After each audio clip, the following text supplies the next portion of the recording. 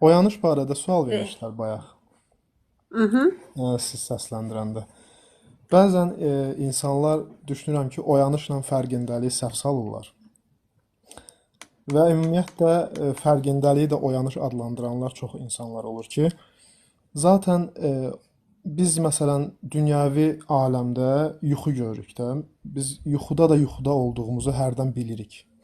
Və yaxud da elə də olur ki, yuxudan ayılırıq, bir anlıq ətrafı seyr eləyirik və yatmağa yenidən qərar veririk. Və yaxud da ki, yuxudan ayılırıq, artıq yuxuda olduğumuzu bilirik və sonradan biz yerimizdən qalxırıq və başlayırıq bir müəyyən fiziki fəaliyyətə.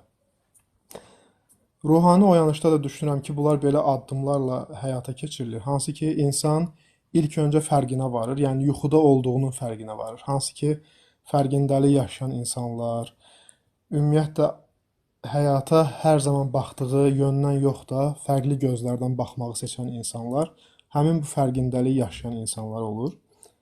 Və sonra o yuxudan oyanır. Yuxudan oyanmağı artıq o deməkdir ki, həyat simulyasiyasında olan hər zaman ritual olaraq həyatdan bir anlıq sıyrılmağıdır və hadisələrə başqa gözdən, hansı ki, ilahi fəlsəfə ilə baxmağı sayıram mən bunu.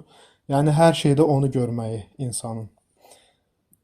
Daha sonra isə bu hallar yaşına təbii ki, insanda bir donuqluq halı gəlir. İnsan sadəcə olaraq seyr edir, müşahidəçi mövqeyində olur təbii ki. Bu da çox gözəl bir məqamlardan biridir ki, insan seyr edir, heç bir emosional reaksiya vermədən, duyğu ifraz etmədən. Sadəcə baxır və fərqinə varmağa çalışır ki, e, nə baş verdi, nə oldu və yaxud da ki, öz oyanışının dadını çıxarmağa çalışır. Bunu mən həmçinin bilirsiniz nəyə bənzədirəm? İnsan bir istiqamətdə hərəkət eləyir, misal üçün velosipedlə və yaxud da ki, maşınla. Hərəkət eləyir və fərqinə varır ki, onun getdiyi yol doğru bir yol deyil və yaxud da ki, onu yüksəlişə aparan bir yol deyil. Bir anlıq orada dayanır və gəldiyi yola diqqət eləyir. Gəldiyi yolda yaşadığı həyat hadisələrini bir anlıq öz beynində analiz eləyir. İndi bu dünyəvi zamanla təbii ki, bir ay da çəkə bilər, bir həftə də çəkə bilər, bir gün də çəkə bilər həmin insanın dayanması, donması. Daha sonra isə maşını saxlayır, sonra isə maşını geri döndərir və başlayır öz həyatının memarı olacaq şəkildə addımlamağa. Yəni öz istədiyi istiqaməti şuurlu şəkildə seçərək, hansı ki, cəmiyyətin bizə kodladığı inanclarmı deyək, proqramlarmı deyək, bizim beynimizdə aktivləşdirdikləri, bütün bu proqramları artıq o saxlayır. Yəni həmin kitabları oxuyaraq bitirdiyinin fərqinə varır və dəfələrlə oxuduğunu hətta bilir. Və bu kitabları qoyur rəfə, başlayır öz həyatına yön verməyə və yaxud da ki, öz həyatının istədiyi yöndə, istədiyi belə deyək, mərhələsinə addımlamağa qərar verməyə, niyyət etməyə və bu yöndə artıq öz enerjisini israf etməyə. Bundan sonra isə təbii ki, həmin şəxs başlayır yüksəliş mərhələsinə keçməyə. Yəni düşünürəm ki, oyanış mərhələsindən sonra bir yüksəliş mərhələsi də var. Və bu yüksəliş mərhələsində artıq insan təkcə özünə xidmət göstərmir, həmçinin də həmin şəxs başlayır vasitə qılınmağa. Vasitə qılınmağı nə deməkdir? Vasitə qılınmağı o deməkdir ki, artıq sən ona görə oyandırılırsan ki, digər insanların da oyanışına mı xidmət göstərəsən, digər insanların həyatında karmik izdirab hallarının yekunlaşmasına mı xidmət göstərəsən? Bu təbii ki, bir ilahi təqdir sayılır. Kimə Rəbbin lütfündən nə bəxş edilirsə, o istiqamətdə müəyyən bir yön seçilir həmin şəxs üzərindən və bir də həmin şəxs özünü artıq bir xidmətin ortasında bulur, özü də fərqinə varmadan. Çünki bu ilahi sistemin işləyişi o qədər möhtəşəmdir ki, biz onun heç zaman tam həqiqi mahiyyətini idrak eləyə bilmərik. Yəni bütün həqiqəti bir zehin idrak eləyə bilməz. Çünki həqiqətə fərqli bucaqlardan baxmağı bacarmaq lazımdır. Misal üçün biz bu həyatda bir hadisəyə bu yanlışdır və yaxud da ki, bu doğrudur deyərək bir baxış suna bilərik. Amma bu o demək deyil ki, bizim baxdığımız və gördüyümüz baxış tam mahiyyəti ilə doğru bir baxışdır. Təbii ki, əgər insan bir doğrunu tapmaq istəyirsə və doğrunu daha geniş aspektdən seyr etmək istəyirsə və o seyr etdiyi tablonu tam mahiyyəti ilə idrak etmək istəyirsə, buna görə insan gərək bütün gözlərdən baxmağı seçsin. Yəni insan özünü bir energetik olaraq blokajlamasın. İnsan nə qədər oyanmışam desə də, oyanış yaşayıram desə də, fərqindəlik yaşayıram desə də, hər zaman yeni bilginin gəlməsi üçün bir qapı daima şəkildə açıq saxlamalıdır. Bu qapının açıq saxlanması o yöndən ola bilər ki, həmin insan bildiyini iddia etməsin. İnsan zaten öyrəndikcə, insan zaten Rəbbin yaratdığı bu gözəl kainatı seyr etdikcə, orada olan nizamı gördükcə, o həyat tablosuna fərqindəlik yaşayaraq, oyanış yaşayaraq, ilk dəfə baxırmışcasına daha yaxından irəliləyərək, daha yaxın aspektdən, daha yaxın məqamdan seyr eləyərək orada olan o ilahi nizamı gördükcə artıq həmin şəxs görür ki, nə qədər də gözəl bir tablo çizilmişdir və o tabloda heç bir ədalətsizliyə yol verilməmişdir. Və bu ədalətsizliyə yol verilməyən tablonun dərinliklərinə getdikcə insan daha da heyran qalır və bu heyranlığı bir müddət sonra susqunluğa çevrilir. Artıq geri çəkilir, arxaya çəkilir və ümumi həyat tablosunu fərqinə daha da dərinliyinə getmədən, çünki dərinliyinə gedəndə insan nə qədər bilmədiyini anlayır. Hansı ki, oyanmadıqdan əvvəl ola bilər ki, həmin şəxs bildiyini iddia edirdi. Çünki biz həyatımızın müəyyən dönəmlərində zaten bunu etmişik. Və yaxından seyr eləyəndə o insanı təşkil edən milyardlarla zərrəciyin belə hər birinin bir şuura sahib olduğunu və bir müşahidəçi nəzarəti altında olanda özünü fərqli cür apardığını və müşahidəçi olmadıqda isə özünü fərqli cür apardığını idrak eləyəndə, gördükdə və yaxud da ki, anladıqda artıq o həqiqətən də həyat mənzərəsini, həyat tablosunu daha arxadan seyr etmək istəyir. Hansı ki, bunu bir film izləyən insanın rahatlıqla öz çarpayısında və yaxud da ki, divanda uzanaraq seyr etməsi kimidir. Yəni, biz ilahi nizamdan həzz almalıyıq. Hərdən dəyişiklik etməyə çalışırıq, hərdən bir nizamsızlıq olduğunu iddia edərək, bir ədalətsizlik olduğunu iddia edərək nəyisə dəyişdirməyə çalışırıq. Və təbii ki, bu dəyişdirmələr bizə bir karmik bir yük də daşıtdıra bilər, karmik yüklə bizi yükləyə də bilər və yaxud da ki, təsir əks təsirə bərabərdir qanunu ilə. Bizi müəyyən bir təsirlərə malik də, təsirlərə məruz da qoya bilər. Ona görə də bəzən də hərdən videolar qabağıma çıxır Şəlalə xanım. Bəzi şəxslər var ki, özlərini oyanmış iddia eləyirlər və onların fikirlərini dinləyirəm hər zaman. Görürəm ki, kimlərəsə nəyisə çatdırmağa çalışır, amma bu bir növ kimlərisə aşağılamaqla bunu edə bilirlər və yaxud da ki, özünü kimdənsə üstün görərək bunu edirlər və yaxud da ki, sən artıq oyanmalısan, sən artıq başa düşməlisən yönündən öz nəfsani istəklərini də o ruhani yoluna calaq edərək bu addımı atmaq istəyirlər.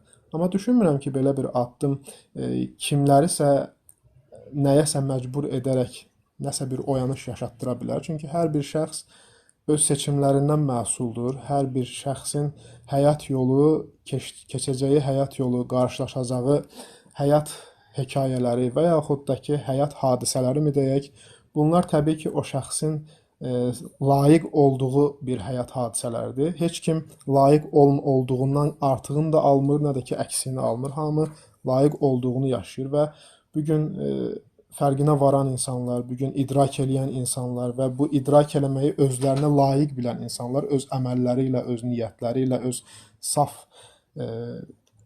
sevgiləri ilə özünə layiq bilən insanlar təbii ki, buna görə özlərinə də təşəkkür etməlidirlər. Həm illüzioner özünə, həm də həqiqi özünə. Yəni o hansı ki, bizə şah damarından yaxın olan həqiqi özümüzə və illüzioner dünyəvi özümüzə təşəkkür eləməlidirlər ki, biz nə yaxşı ki, buna layiq bilinmişik. Buna görə də düşünürəm ki, hər bir insan, məsələn, sizin canlıya tez-tez baxıram və bu canlıya qoşulan insanlar o fikirlərə layiq olan insanlardır. Çünki layiq olmasalar, Mümkün deyil ki, onlar hansısa bir idrakli kəlamı eşitsin, hansısa bir ruha xitab eləyən bir fikri eşitsin. Mümkün deyil bunu eşitmələri. Və insan öz həyatını təbii ki də ki, öz seçimləri ilə qurur. Öz seçimləri ilə, əgər bu nəfsani bir seçimlər olarsa, bu ruhani bir seçimlər olmazsa, o zaman mümkün deyil ki, həmin insanın həmin günü, yəni seçim etdiyi günü, hansı ki seçim etmək üçün oyandırılır. Mümkün deyil ki, həmin insan bir mənəvi söhbətlə qarşılaşsın. Bu qeyri-mümkündür deyə düşünürəm. Reşen Bey, bir şey soruşum sizden. Buyurun. Həqiqi mənada həyatı anlama yolunda olan, bak anlamış demirəm, sadece anlama yolunda olan, həyatı idrak etme yolunda olan bir insan, bir başkasının hakkında bir şey danışar mı?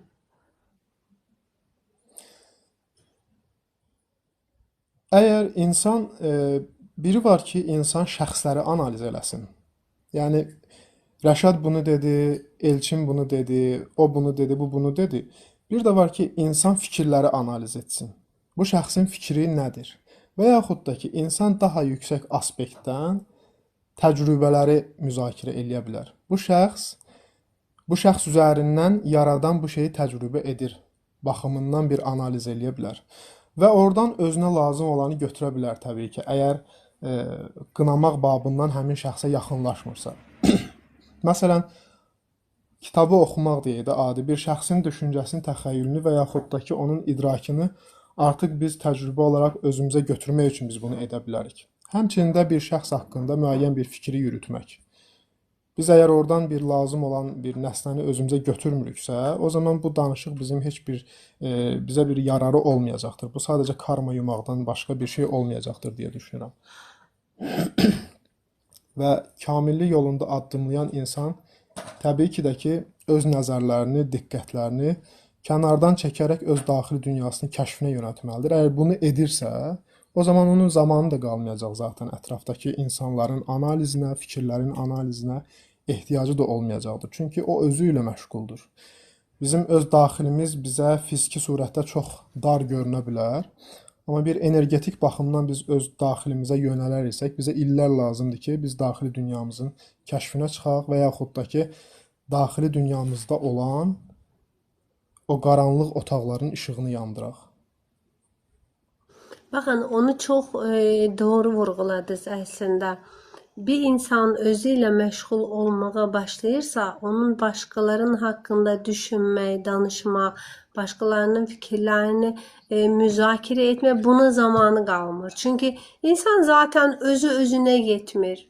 Misal üçün biz ne kadar özümüzle meşgul olsak, ne kadar içimizdeki potansiyelimizi üzə çıxartmağa çalışsaq, ne kadar öz yaşadıklarımızı analiz etsək, buna gün içinde zaman yetmir misal üçün. Mən də yetmir.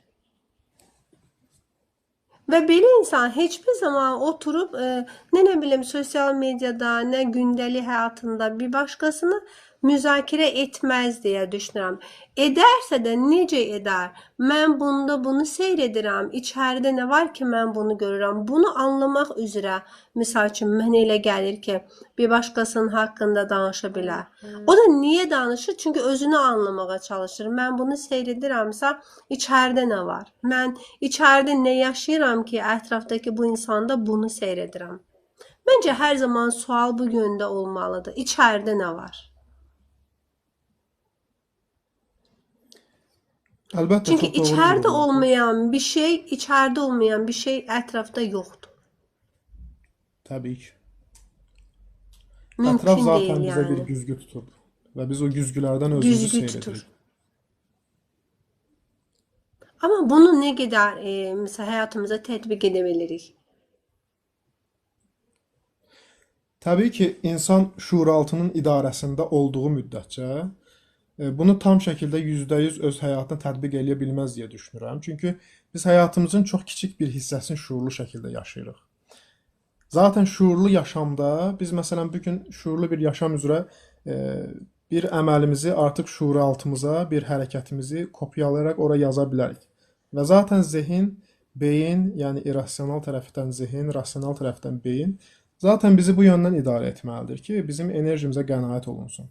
Yəni şuuraltı tərəfindən zaten biz idarə olunuruq. Yəni bu gün əgər iddia eləyirsə ki, əgər kimsə ki, mən %100 öz həyatıma hakiməm, o artıq ona bir ilahi məqam verilmiş hesab olar. Mümkün deyil ki, insan özünü tam şəkildə biri var ki, insan rola girsin, yəni sosial bir maska taxsın. Bir də var ki, insan o halı yaşasın. Yəni bunlar ikisi arasında çox böyük bir fərq var. İnsan özünü nəyəsə məcbur edərək hansısa bir şeyə çata bilməz deyə düşünürəm. Çünki məcburiyyət artıq əks təsir qüvvəsini həyatımıza çəkəcəkdir. Biz özümüzü bu gün nəyəsə məcbur edərək, hansısa bir halı özümüzdə yaratmağa çalışsaq, o halın əksi ilə zaten biz bir müddət sonra qarşılaşacağıq. Çünki insan yorulur. İnsan axının əksi istiqamətində üzəndə yorulur. Buna görə də insan başlamalıdır öz enerjisini fiziki surətdə yox da, məcbur edərək yox da, rahatlıqla, asanlıqla, daha asan yollardan idarə etsin və yönəltsin. Bunu necə eləyə bilər? Təbii ki, insan bunu eləyə bilər öz niyyətləri ilə, öz arzuları ilə. Niyyətlər zaten enerjinin istiqamətlənməsidir. Mən sadəcə bunu etməyi niyyət eləyirəm, asanlıqla və rahatlıqla. Burada artıq sən həmin bir şeyi edərkən, sən özü məcbur etməyəcəksən. Məcburiyyət olmayacaq burada. Bir sosial maska taxmış olmayacaqsan və insan nə qədər, yəni sosial maska bu əslində pis bir fikir deyil. Zaten hər birimiz bunu edirik. Bu sosial maskalar bizə valideynlər tərəfindən, ətraf mühit amilləri tərəfindən zaten uşaqlıq yaşlarımızda taxılıb. İndi biz başlayırıq bu maskaları çıxarmağa. Yəni həqiqi kimliyimizə qayıtmağa, həqiqi özümüzə qayıtmağa. Və bunu etmək məcburiyyət qarşısında qalaraq etmək yox, sadəcə olaraq istəyərək bunu etmək lazımdır. Ola bilər ki, biz bir hala büründüyümüzü məsələn təqdim edək. Amma bu halı biz daxilimizdə iliklərimizə kimi, sümüyümüzə kimi, qanımıza kimi, DNK-mıza kimi yaşamayaq. Sadəcə olaraq sıxılaq. Maska altında insan nə qədər düzgün tənəffüs apara bilər və yaxud da ki, nə qədər yaşaya bilər. Bu artıq onu bir müddət sonra o yorulacaq. O yorulduğunda bunu çıxarmaq məcburiyyətində qalacaq. Buna görə hala bürünmək çox lazımlı, vacib bir şeydir. Halı yaşamaq da çox gözəl bir şeydir. Çünki halın eforunda sən artıq əks təsirlə qarşılaşmırsan. Halın eforunda sən artıq o balans qanununda həmin o siratın orta mövqeyini, sıfır nöqtəsini seçib orada addımlaya bilirsən. Sən artıq həyat yerləncəyində yerlənməyi dayandırmış olursan. Yəni, mən bugün özümü sıxım, özümü xoşbəxtəm, mən xoşbəxtəm deyərək, təlqin edərək bir xoşbəxtlik eforuna özümü köklüyüm.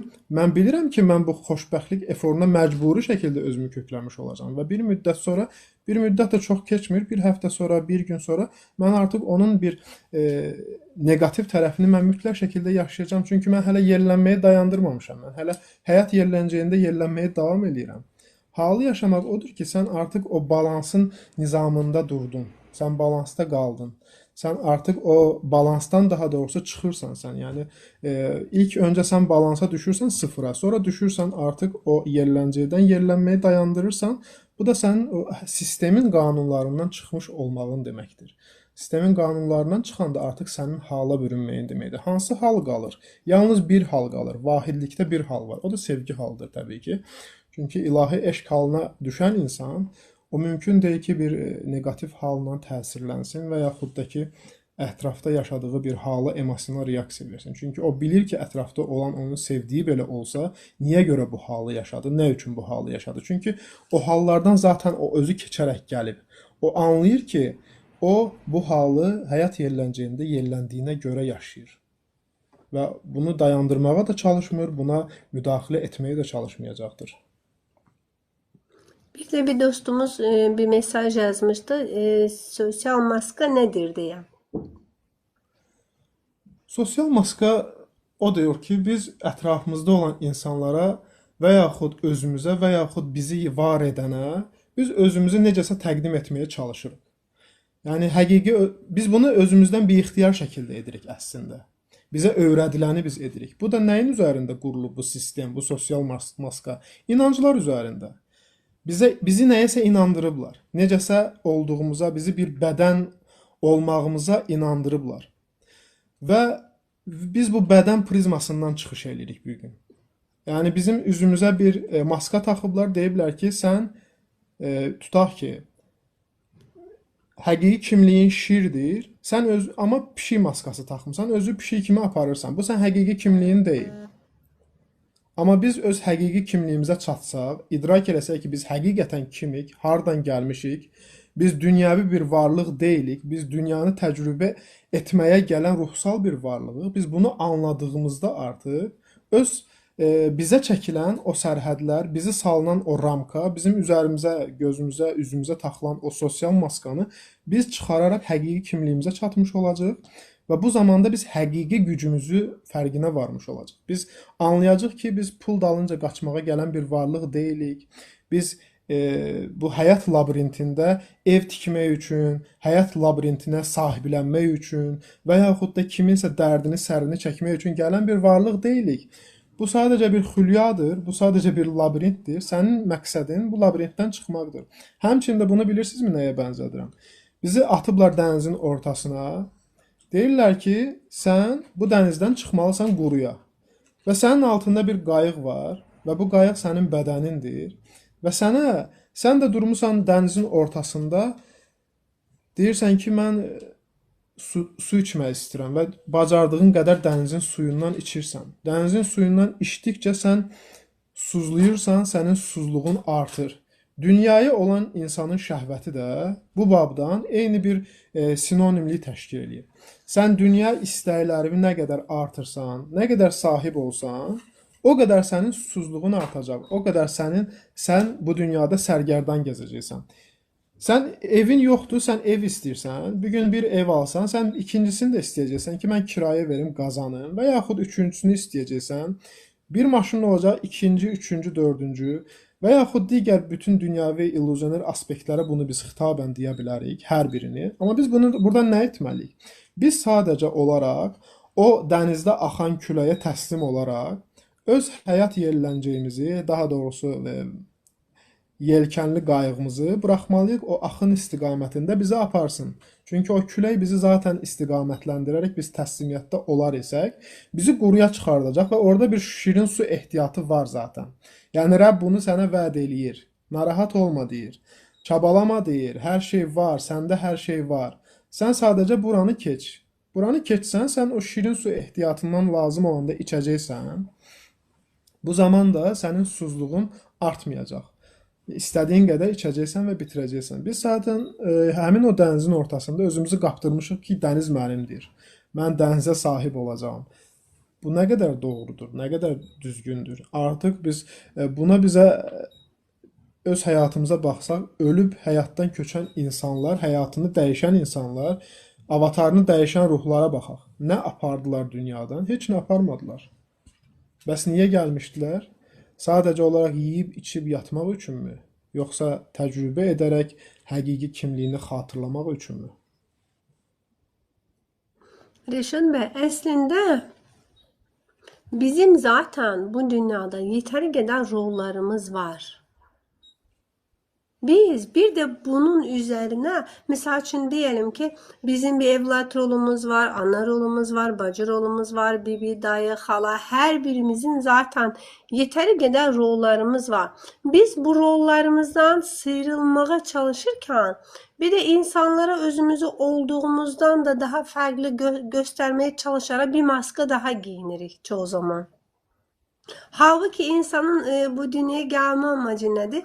Bu rolların rol olduğunu hatırlayıp onlardan bir sıyrılarak həqiqi özünü tapmaq, özünü hatırlamaq, varlığını hatırlamaq. Biz elə bir ki, mesela olduğumuz kimi görünmədiyimizdə də yolu sanki daha uzadırıq, daha çox uzadırıq. Elə bir ki, baxın burada tutalım ki burada içimizde bir inci. Biz bunu aktarırıq. Bunun üzerine zaten bir sürü rollar almışıq. Özümüzü o rollar zannedirik. Bir de bunun üzerine daha elə bir ki, siz necə? Mən tutalım ki, özümü hal-hazırda yaxşı hiss etmirəm, amma başqalarına ayıb olmasın deyə gülməyə çalışıram. Bu da bir roldur əslində, bu da bir maskadır. Ama insan bütün bu maskalarından sıyrılmak için buradadır, hatırlamak için buradadır. Bu rolları olmadığı, bu ana rolu olmadığı, bacı rolu olmadığı, ne bileyim evlat rolu olmadığı, bunların çok daha üzerinde bir varlık olduğunu hatırlamak için buradadır. Ama bu rollar yetmirmiş kimi bir de üstüne əlavə rollar götürürük. Olmadığımız kimi görünməyə çalışırıq. Mən misal üçün deyəlim ki, bir ana rolum var, amma bu ana rolunda zaten bir üzüntülü bir ana rolum var. Heç də xoşbəxt deyiləm, amma o rolun üstünə də bir maska daha taxıb təbəssüm etməyə çalışıram.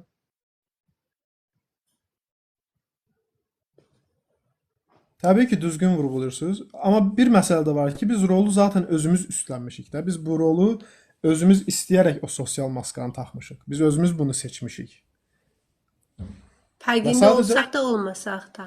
bəli, fərqində olmasaq da biz bunu unutmuşuq da zaten seçdiyimizi. İndi biz anamıza demişik ki, əziz ana, biz düşürük həyətə 5 qardaş. Biz həyətdə oyun oynayacağıq.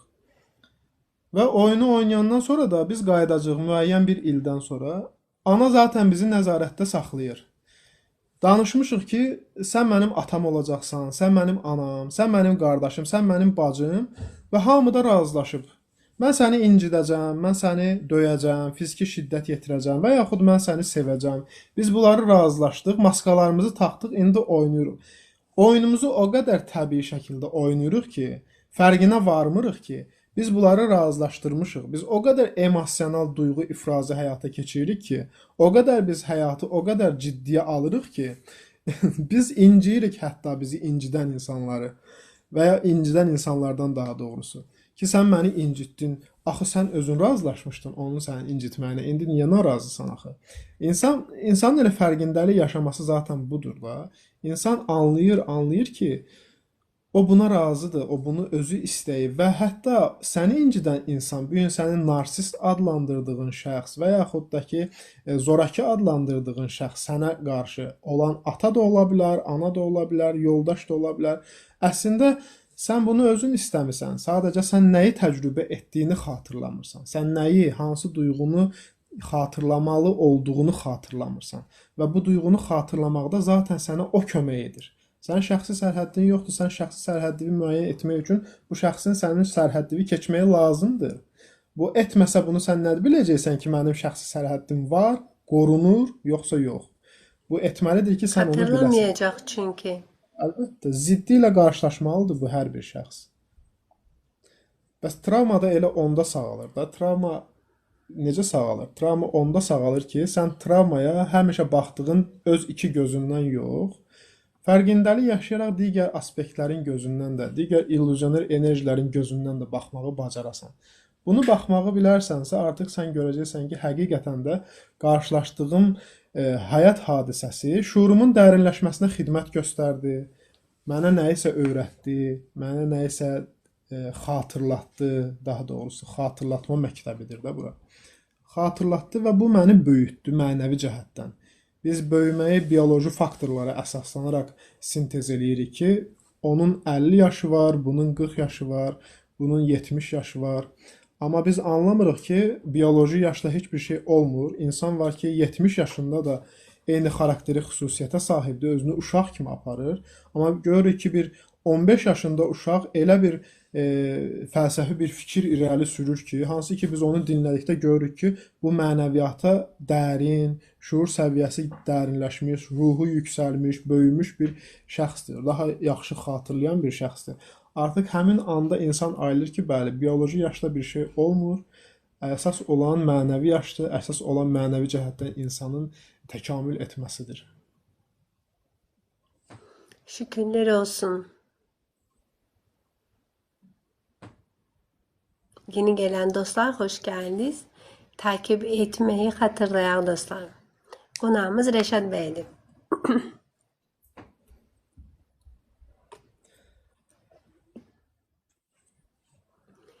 Nazile Hanım siz de hoş geldiniz. Ne güzel bitirmişsiniz yazı terapiya programını. Şükürler olsun.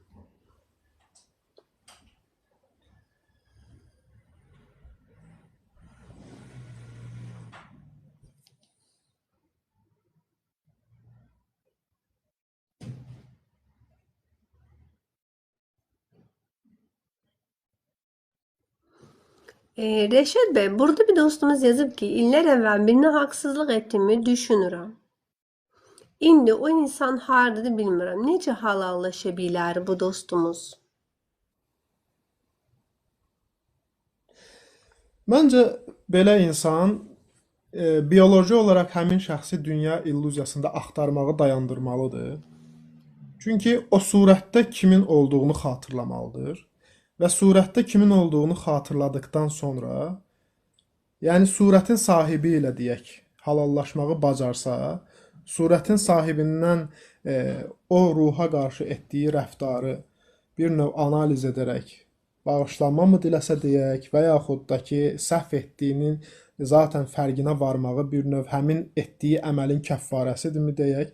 Bu daxilən bu üzüntünü o şəxs özü yaşasa ki, mən bu şəxsə qarşı düzgün bir hərəkət etməmişəm, həmin an olan öz sıxılmış aşağı enerjisel mərkəzlərdən qaynaqlanan bir rəftar sərgiləmişəm və bundan mən peşmanam. Artıq düşünürəm ki, bu həmin şəxslə bir halallaşmağı deməkdir.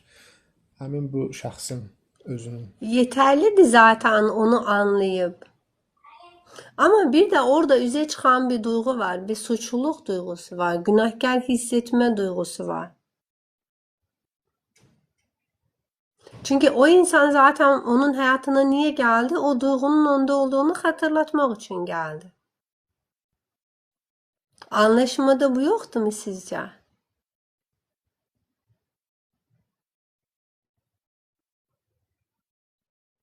Yani hayalen, bəli hayalen. Halalış. Zaten sizin bunu idrak etmeyiniz, mesela o insana karşı mən haqsızlıq etmişəm, bunu idrak etməyiniz halallaşmaq deməkdir. Bunu anlayırsınız çünkü idrak edirsiniz. Ama bakın, günahkar hissedirsiniz. Siz bir tek ona karşı değil, hayatınızın birçok alanlarında bu duyguyla yaşıyorsunuz. Sizin özgürleşmeniz gereken orada günahkarlık duygusudur. Onun sizə necə xidmət etdiyini görüb o duyğudan özgürləşməlisiniz. Şəlalə xanım, baxın, orada xanım bəy, bilmirəm, yazıb ki, günahkarlıq hiss edirəm. Biz bilməliyik ki, günahkarlıq duyğusu bizim hansı enerjisel mərkəzdə sabitləndiyimizin bir növ təzahürüdür. Biz ilk öncə bunu anlamalıyıq və yaxud da ki, qorxuruqsa cəzalanacağımızdan və yaxud da ki, digər bu kimi alt frekans duyğular.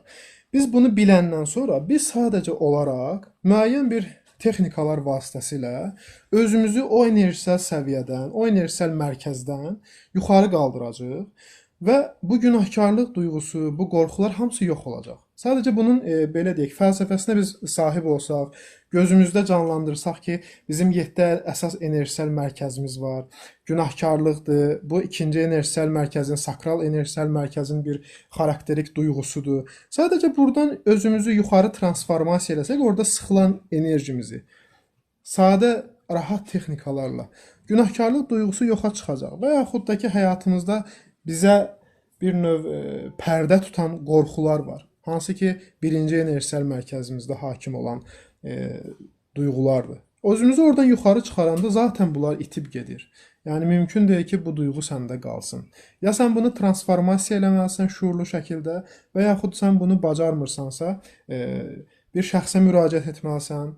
O şəxsin danışığı ilə mi deyək, eforu ilə mi deyək, enerjisi ilə mi deyək, sən yuxarı enerjisel mərkəzə doğru qalxmalıdır sənin daxilində olan enerji. Bu təbii ki, müvəqqəti bir hal daşıyacaq. Sən bunu zaten özün etməlisən, özün üçün. Bunu sənə zaten həmin şəxs özü də öyrədə bilər. Əgər ki, sən kimə müraciət edirsənsə, yəni doğru bir ünvandasansa, o sənə bunu öyrədəcək ki, sən bunu belə et. Bunu edərsənsə, səndə heç bir şey qalmayacaq. Mümkün deyil ki, o günahkarlıq duyğusu qalsın. Çünki sən şeytani frekansdasan, odur sənə bir növ lori dildə desək, qulağına fısıldayan ki, səni bağışlamayacaq. Axı, Rəbb olan Allah əff edəndir, mərhəmətlidir. O sevgidən ibarətdir. Sən bunu anladığında, Rəbbin haqqında bir təsəvvürə sahib olduğunda, onu haqqı ilə sən tanıdığında, artıq sən bilirsən ki, bu dünyada yəni bağışlamaz deyilən bir şey yoxdur. Bir şey var ki, bağışlamadığı, onu da bağışlayır. Sadəcə həyatın mərkəzinə qoyduğun o illüzyoner enerjini həyatımın mərkəzindən çıxar. Ora qoy onu. Hamımızı var edəni, bizə mən deməyi bəxş edəni. Heç kəs yox ikən o var, o səni yaradır və sənə mən deməyi bəxş edir. Sən də onun bəxş etdiyinə görə sən bu gün mənli cümlələr qurursan. Sən bunun fəlsəfəsinə varar isən, zaten onun nə qədər mərhəmətə sahib olduğunu bilər isən, mümkün deyil ki, sən bağışlanma diləyəsən və o səni bağışlamasın. Zaten sənin dilindən bağışla məni deyən kimdir? O.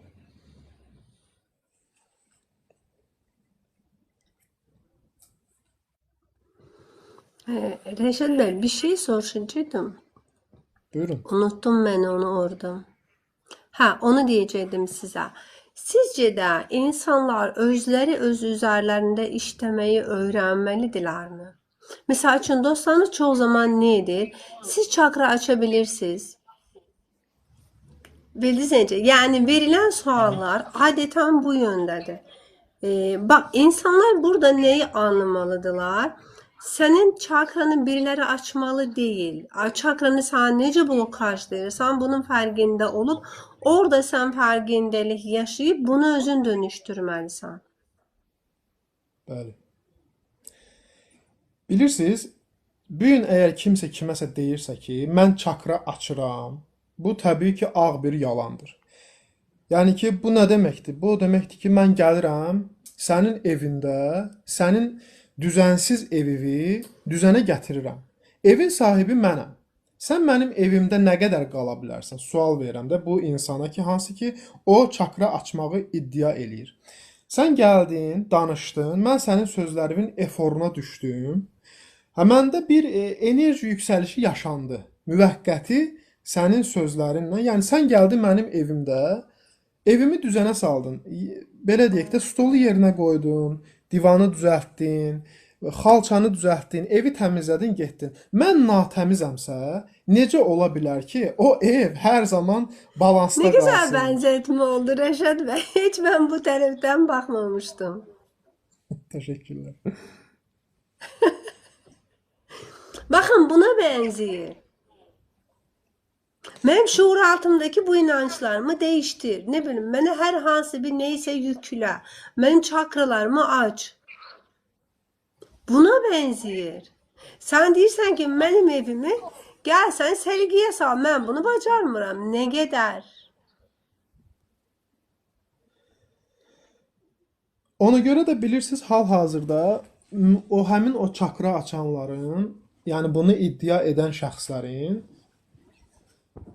pasiyentləri 3 illər, 4 illər, 5 illər, siz inanırsınız, mən elə adamlar tanıyıram ki, bəlkə 15 ildir onlara möhtac olublar. Gedir həmin şəxsin yanına, o şəxs gözəl şəkildə danışır, axıcı şəkildə əzbərlədiyi bir, belə deyək, teksti danışır o şəxsə. O da efora düşür, ay buna ağıllıdır, ay buna super zəka sahibidir deyərək, onun da eforu cəmi 3 gün qalır o şəxsin üzərində, ən böyük ehtimalla. 3 gündən sonra yenə həmin şəxsə möhtac olur.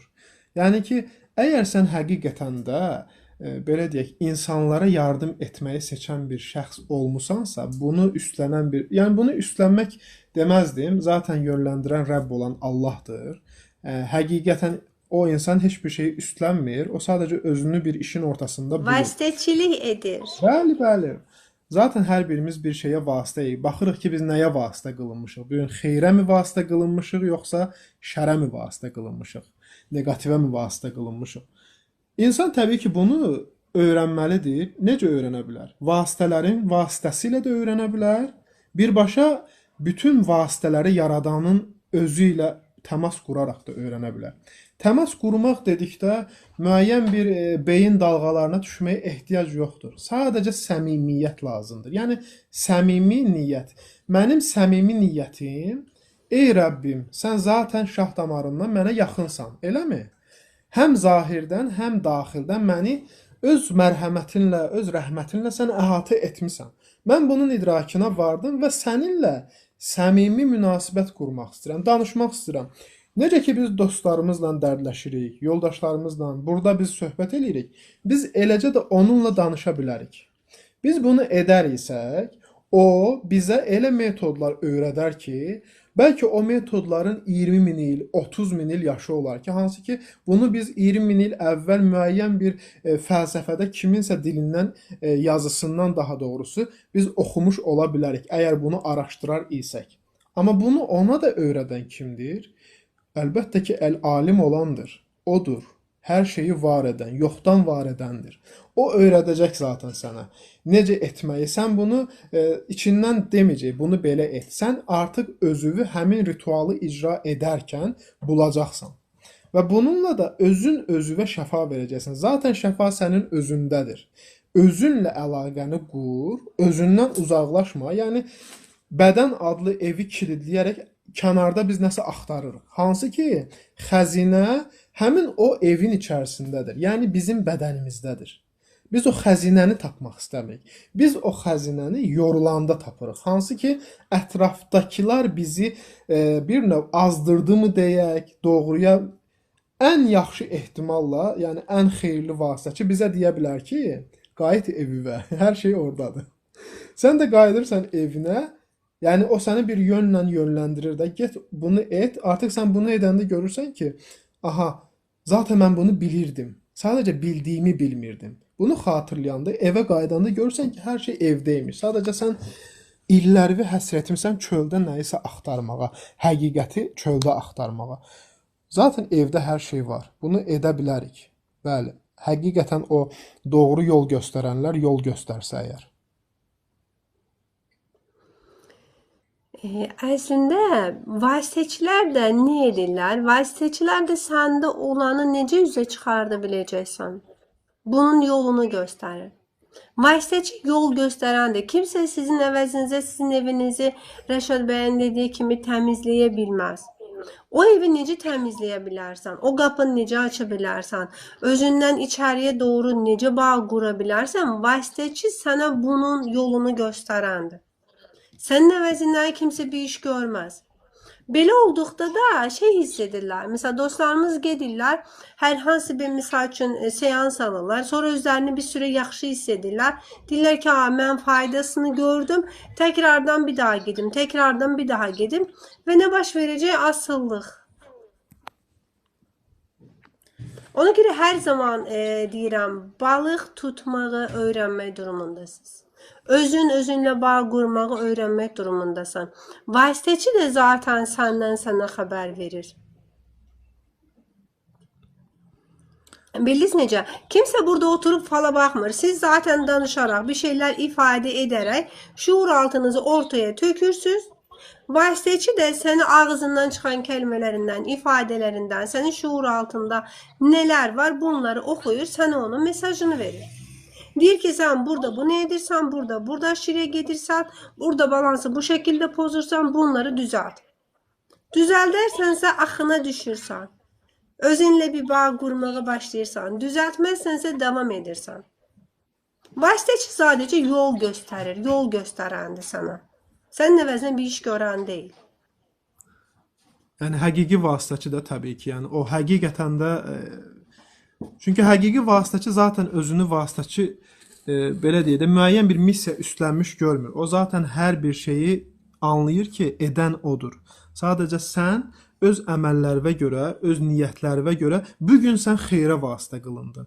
Və burada da həmin o vasitəçinin əsas imtahanı da burada başlayır əslində. Çünki vasitəçi olduğunu unutsa, o vasitəçi olmaqdan çıxacaq. Mütləq ki, bu belə olacaq. Yəni, o vasitəçi özündən bilməməlidir bunu. Ki, mən öyrətdim, mən dedim. Çünki... Ay sağ olun, mən edirəm demir. Bəli. Bunu mən edirəm demir. Çünki onu edənin o olmadığını bilir. Bəli. Mən sənin üçün bunu etdim, mən səni sağaltdım, mən səni şifalandırdım demir. Çünki o vasitəçi olduğunu anlayır, idrak edir, xatırlayır. Rəşad bəy, mənim səsim mən danışdıqda sizdə echo verir. Bilmirəm, dostlarda da belədirmi? Siz hər halda naşnikdə deyilsiniz. Ona görə də səsim mən danışdığımda... Echo vermir, normaldır. Sizdə normal gəlir səs. Normal gəlir. Mən öz səsimi sizdən danışıram və sizdən eşidirəm bunu təkrardan. Naşnikdə siz deyə bəlkə elədir. Ha, olabilir belki de. Ha, normalde tamam. O Bəli, zaman bəli. normalde değil dostlarda. Vasitəçinin vasitə olduğunu unutması bilirsiniz hardan gəlir? Şəhalə xanım, hardan yaranır? Bizim bir egomuz var. Nəfsin birinci mərtəbəsi, birinci enerjisel mərkəz deyə. Yəni fərqli adlarla adlandıra bilərik biz bunu. Bizdə bir illüzyoner kimlik var. Buna deyirlər ego, buna deyirlər ego yeni yaranan bir addır. Bunun adı nəfsdir. Daha qədim tarix və yaxud biraz da qədimə getsək daha başqa bir biz bunu adlandırma ilə adlandıra bilərik. İlkin mərhələdə o egonu tanımaq çox asandır. Yəni ego ilkin mərhələdə sənin bədəni və bir növ səni arzular arxasında səni sürükləyir. Sən arzulayırsan, daima dünya dalınca qaçırsan. Amma ki o sən ki yüksəldikcə, yəni yüksəlmə enerjisel olaraq nəzərdə tuturam, mənəvi cəhətdən də həmçinin biz bunu simvolizə eləyə bilərik. Sən yüksəldikcə egoda biraz da səni yoldan çıxarmaq üçünmü deyək, öz o dünyəvi varlığını sürdürmək üçünmü deyək. Çünki sən mən yoxam deyəndə, yoxluğu qəbul eləyəndə ego qalmır axı səndə.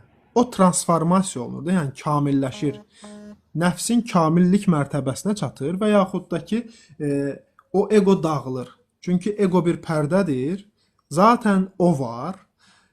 Ego səninlə onun arasında olan pərdədir. Sən egonu qaldırmalısan, sonra səni qaldırmalısan ki, zaten bir olan o qalsın. Rəbb olan Allah qalsın. Surətlərdən çıxış eləyən o qalsın. Sən buna çatmalısan. Və o 3-cü, 4-cü mərtəbələr arasında keçid olanda, baxın bu vasitənin vasitəçiliyini unutması. Vasitəçi qılınır bir şəxs, alqışlar eşidir. Nə yaxşı danışır, nə yaxşı yol göstərir və yaxud da ki, digər bu qəbildən olan təriflər. Yəni, Rəbbin səni təriflərlə sınağa çəkməsidir.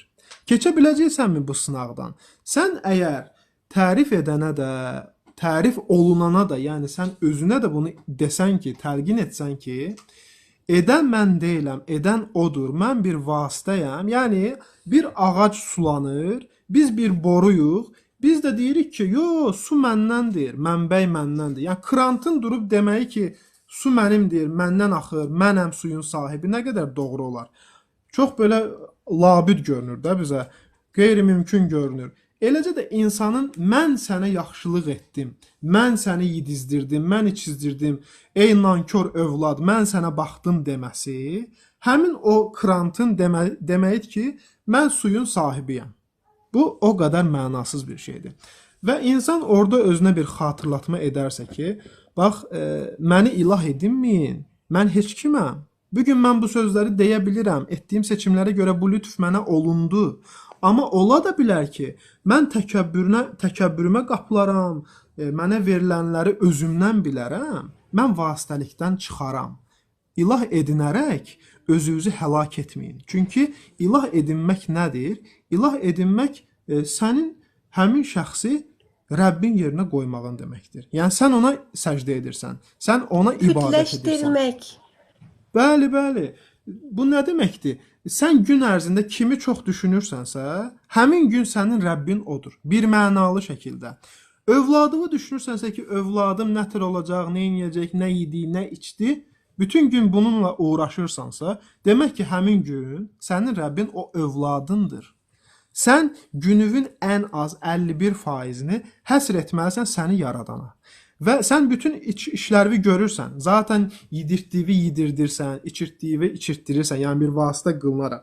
Və həmin bunları edərkən sən özünə xatırlatma edirsənsə ki, bunları edən sənsən. Çox sağ ol ki, sən mənə verilən bu icarədar bədənlə bunu etdin ey Rəbbim. Sən bunu edirsənsə əgər, bax həmin an sənin yüksəlişlərin başlayır artıq mərhələ-mərhələ yuxarı getməyə. Bir mərhələ yoxdur ki, sən ora çatıb dayanasan. Bu qeyri-mümkündür.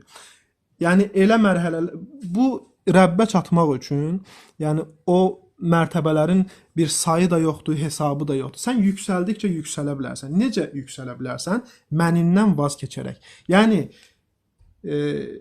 heç kimliyi qəbul et ki, Rəbbin səni kimliklərə bürüsün. Artıq sən bunu edərsənsə, səni kimsə nəsə adlandıra bilər. Deyə bilər ki, məsələn, bu şəxs gözəl bir psixoloqdur. Hansı ki sənin bir psixoloq diplomun yoxdur.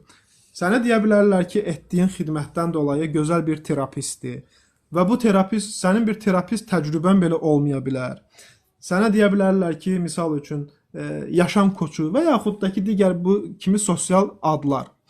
Xitab elə, sən də deyirsən ki, məndə heç biri yoxdur. Mən sadəcə içimdən gəldiyi kimi danışıram, içimdən gəldiyi kimi rəftar edilən, mənə öyrədiləni öyrədirəm, mənə təlqin ediləni sizə deyirəm.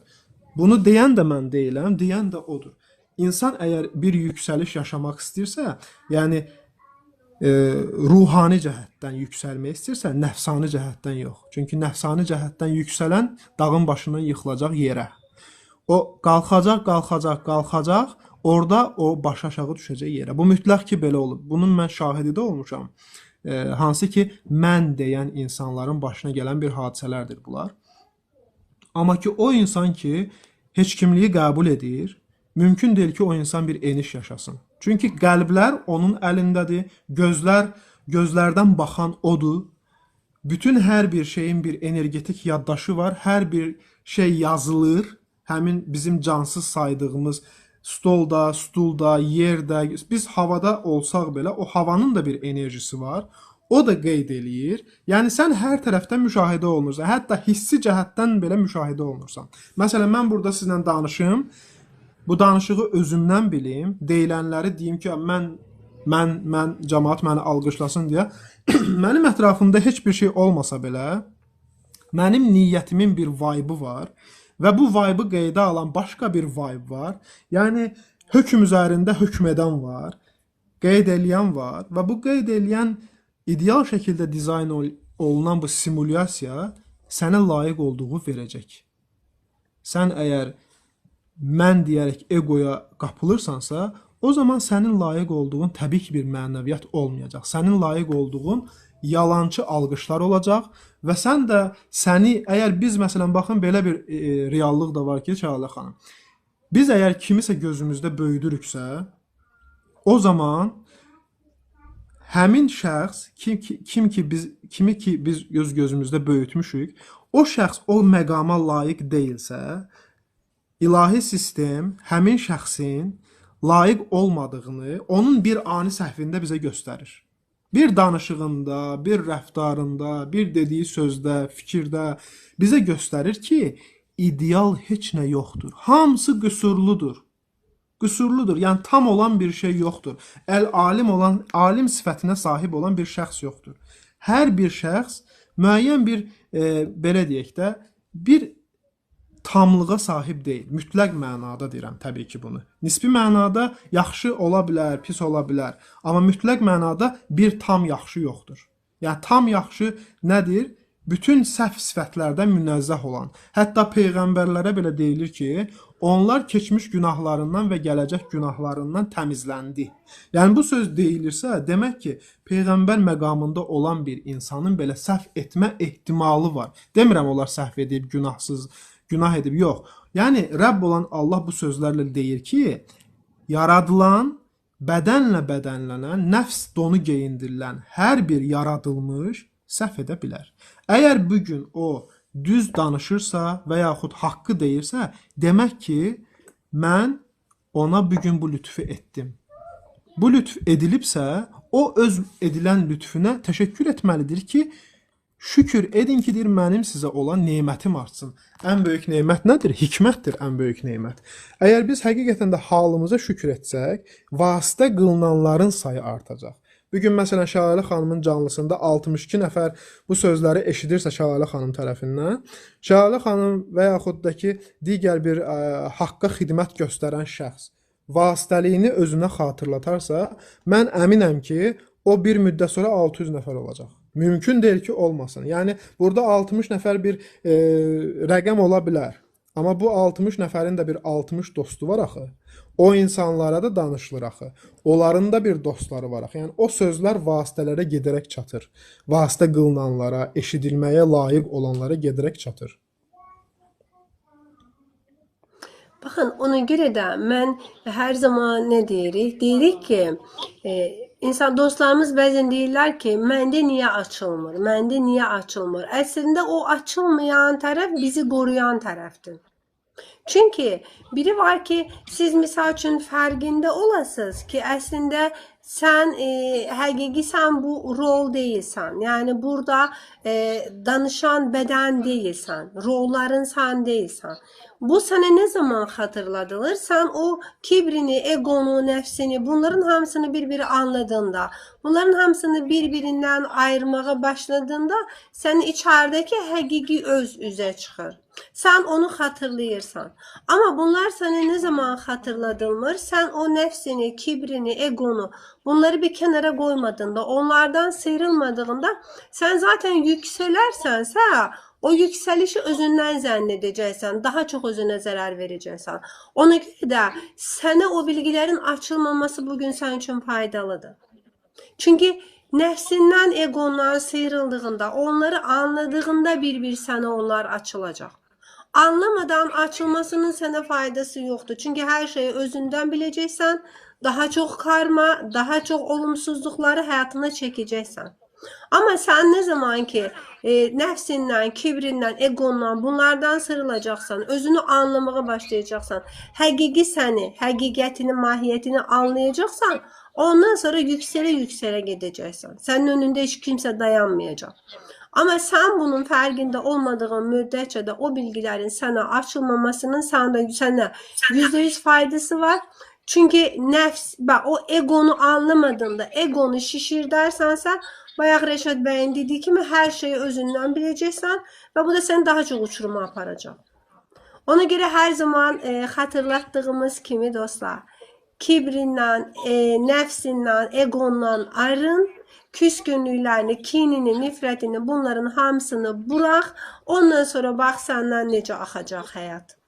Ondan sonra sən bax, maddi mənəvi necə zənginliklər görəcəksən. Zənginlik bir tək pulla ölçülən bir şey deyil. Tamam mı? Bir tek pul değil, maddiyat değil. Maddiyat çok möhtəşəm bir araçdır, vasitəçidir. Zaten her şey vasitəçidir. Bunu da hatırladık özümüze tekrar. Yeni gelen dostlar hoş geldiniz. Teşekkürler her birinize hediyeleriniz için. Həmçində Çağla xanım, bu deyilir, məsələn, mənə nəsə verildi və yaxud məndə nəsə bir şey faza açıldı, mən nəyisə idrak elədim. Bu mərhələ-mərhələ, pillə-pillə olan bir şeydir. Sanki balaca körpə uşağın böyüyərək o yeməyə adaptasiya olması kimi. Uşaq doğulur, ana südü içir, sonra kaşa yeyir, sonra yavaş-yavaş püre, ondan sonra sulu yeməklər, yavaş-yavaş gəlir o antrikot yemə məqamına çatır, kebab yemə məqamına çatır. Yəni bərk yeməklər və yaxud da ki, kimin dadlı saydığı hansısa bir bərk yemək edirəm. Və bu sənə necə verilir? Sən layiq olduqca və veriləni idarə etməyi bacardıqca. Yəni yeməyin qabağından saxlamayacaq dərəcədə. Uşaq indi bütün yeməyi yeyə bilməz axı. Ona görə də sən nəyi bacarırsan, nəyi yeyirsən və elə bir zaman verilir ki, sənə daha doğrusu bu. Sən bunu həzm eləyə biləsən. Yəni zehnivin və yaxud da ki, qəlbivin həzminə verə biləsən bu bilgini.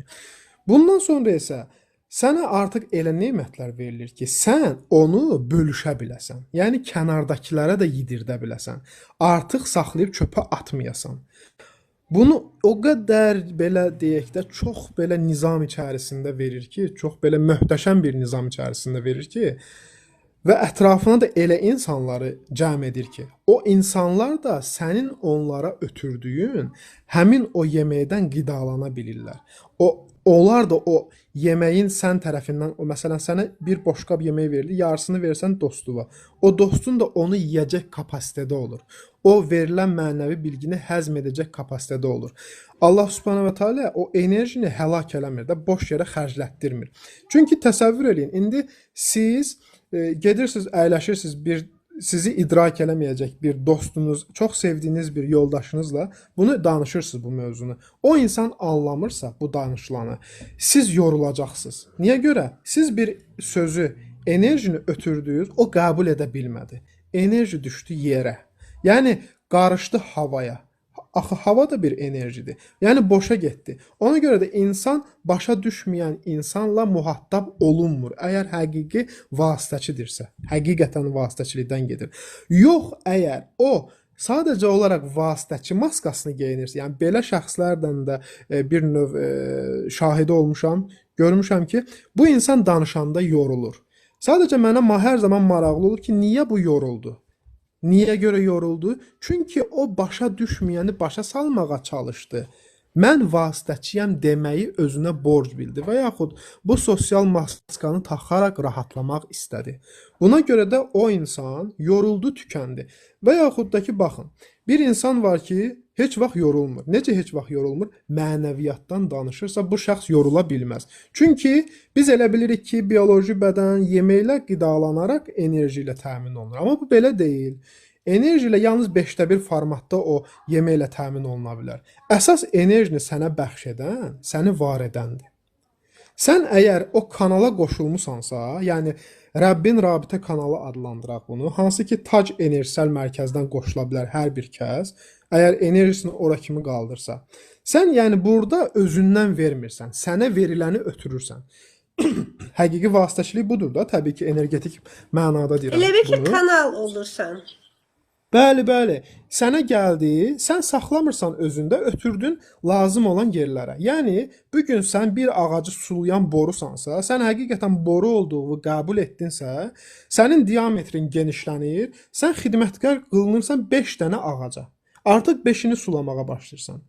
Sonra da biraz da sən artıq özünü sübut edirsən, yəni ki, vasitəliyi anlayırsan, həmçinin də artıq sən o rabitə kanalına qoşulacaq addımları, niyyətləri sən təzələyirsən, addımları atırsan. Bu zaman sən 10 kanala qoşulacaqsan və sən yorulmayacaqsan. Mümkün deyil ki, vasitəçi yorulsun. Bu qeyri-mümkündür.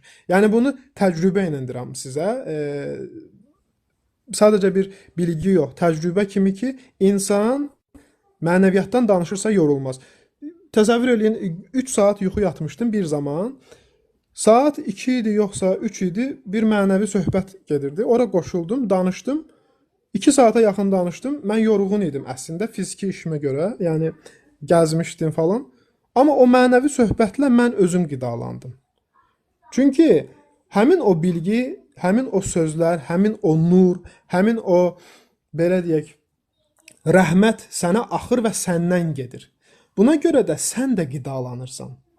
Həmçinin də burada sən boşluq yaradırsan danışmağınla, deməyinlə. Niyə görə? Məsələn, baxın, adi yenə boru misalına gəlirəm. Və yaxud bir götürək bir vedrə.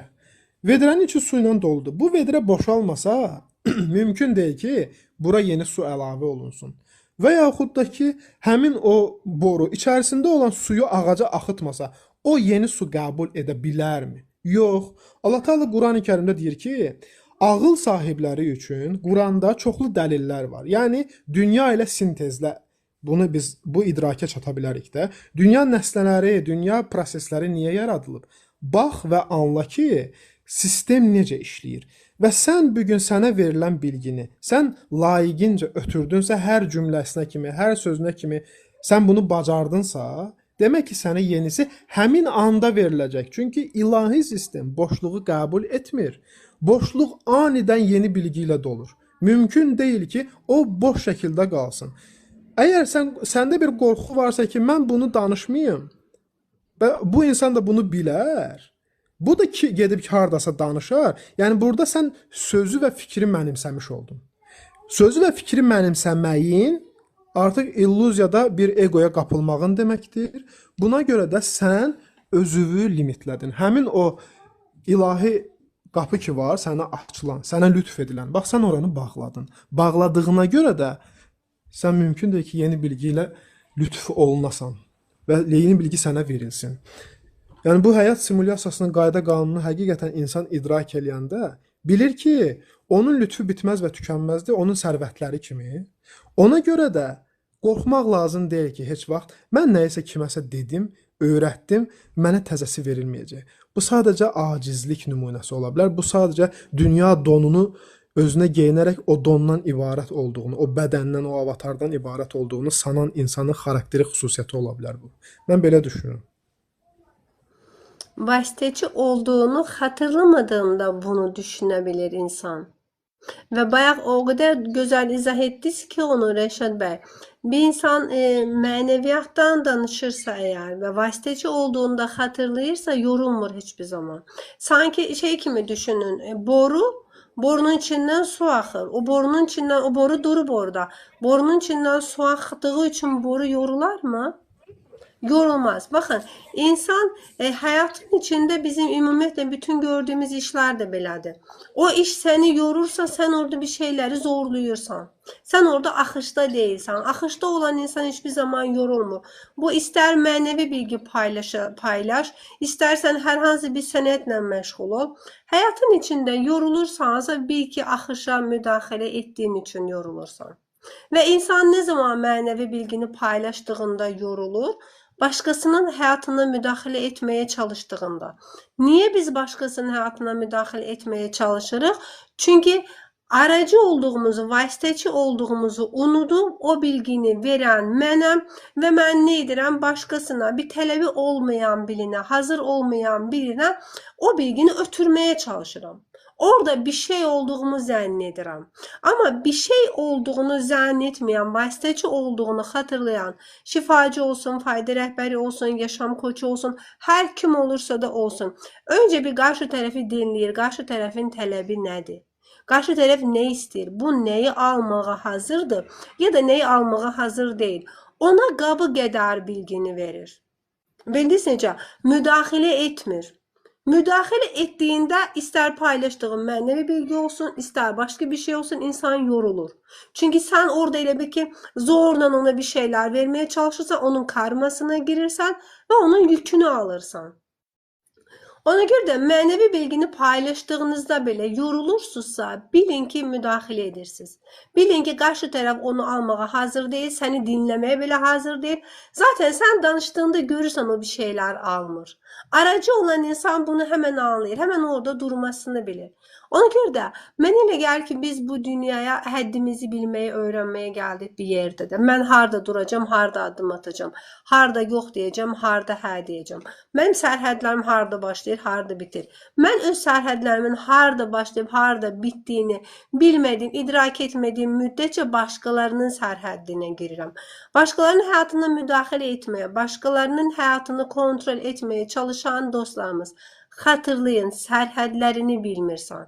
Öz sərhədlərini bilmədiyin üçün biri sənin sərhəddinə girir, sənin həyatına müdaxilə edir və sən də bir başqasının həyatına müdaxilə edirsən. Biri kənardan gəlib sənin işinə qarışırsa, sənə yol göstərirsə, sənin tələbin olmadan, bil ki, sən də bunu bir yerlərdə edirsən, karman ödənir orada. Ona görə də bu həyatın içində nə yaşayırsan, yaşa, bunlar hamısı sənin sifarişin, bunları sən sifariş verdin və sənin etmədiyin bir şey də sənin həyatında yoxdur. Hər zaman mərkəzində olmağı xatırlamalıdır insan. Mən harda bilgini paylaşacağım, harda duracağım, harda dinləyəcəm, harda verəcəm. Bunu anladığın, idrak etdiyin müddətcə həyat səni yormaz. Həyat səni yorduğu yerdə bir ki, axışa müdaxilə edirsən. Elə bil ki, bu bir siz nəyə bənzəyir? Bax, çay axır, bu həyatın axarıdır. Tamam mı? Bax, burada sən özgür iradənlə çayın axın istiqamətini seçib, çayın axınından da dəstək alaraq irəlilədiyin an bilirsən hansı andır? Axışa müdaxilə etmirsən, sadəcə olaraq axışla birlikdə axırsan. İnsan nə zaman yorulur? Çayı tərsinə üzməyə çalışarsa yorulur. Sağa sola hərəkət etməyə çalışarsa yorulur. Ona görə də axışdasansa, kanalsan, hər şey səndən axır, sən sadəcə orada varsan. Anın içində orada varsan, bir vasitəçisən. Bunu unutduğunda, müdaxilə etməyə çalışdığında yorulursan hər zaman. Həyat səni yorursa, yorulursansa, hər hansı bir işi gördüyündə, bil ki, sən orada axışa izin vermirsən. Sən ruhunun səsini dinləmirsən, içərdən gələn səsi dinləmirsən, məcbur hiss edirsən özünü bir şeylərə. Amma biz burada bir şeyləri özümüzü məcbur hiss edərək, bir işi məcburiyyət qarşısında qalaraq görməyə gəlmədik. Bunu ne zaman etmeye mecbur hissedirsen qəlb gözünü bağladığında, tamam mı? Zihne düştüğünde, rollarını sen zannettiğinde. Şükürler olsun yeni gelen dostlar, hoş geldiniz her biriniz.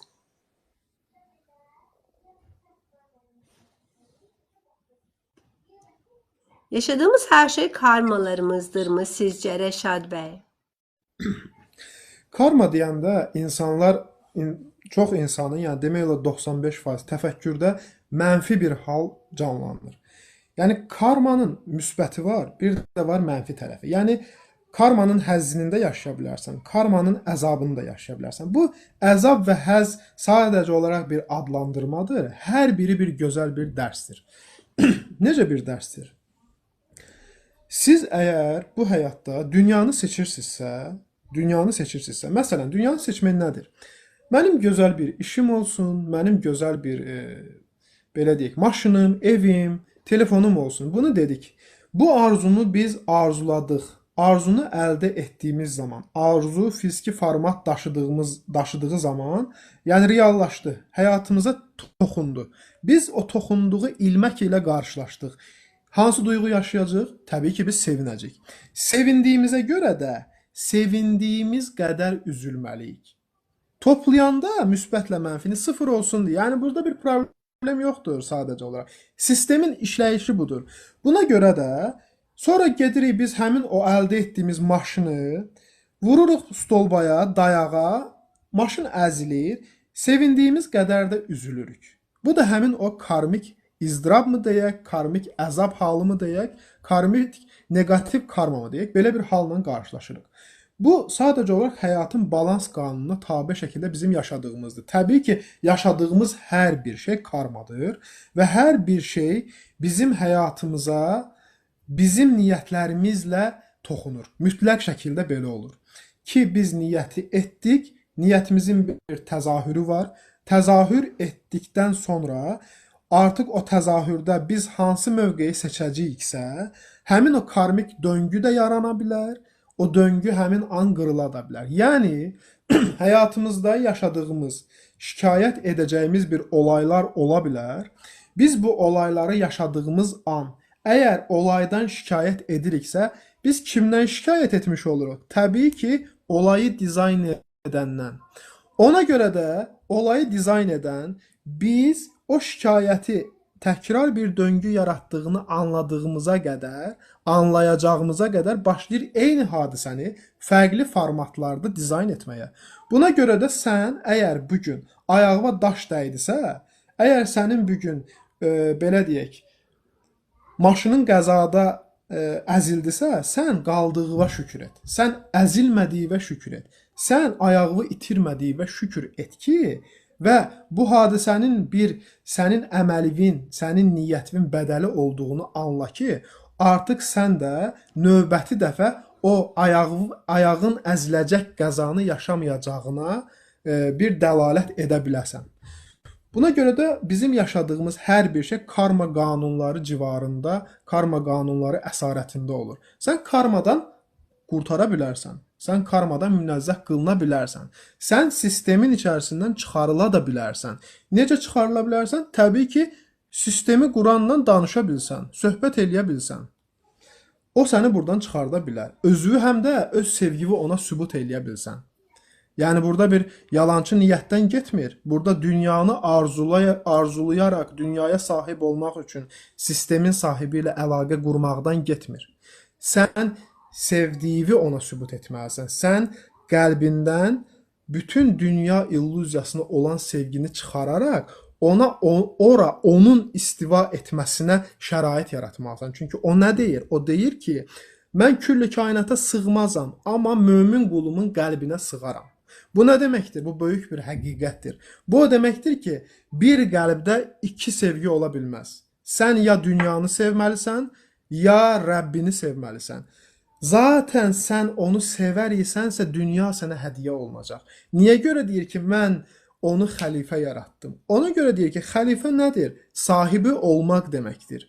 Sən əgər bir dünyanın sahibi deyilsənsə, məsələn, baxın, biz sahibi olduğumuz əşyalarla necə davranırıq? Özümüzə sual verək. Baxın, Şəlalə xanım.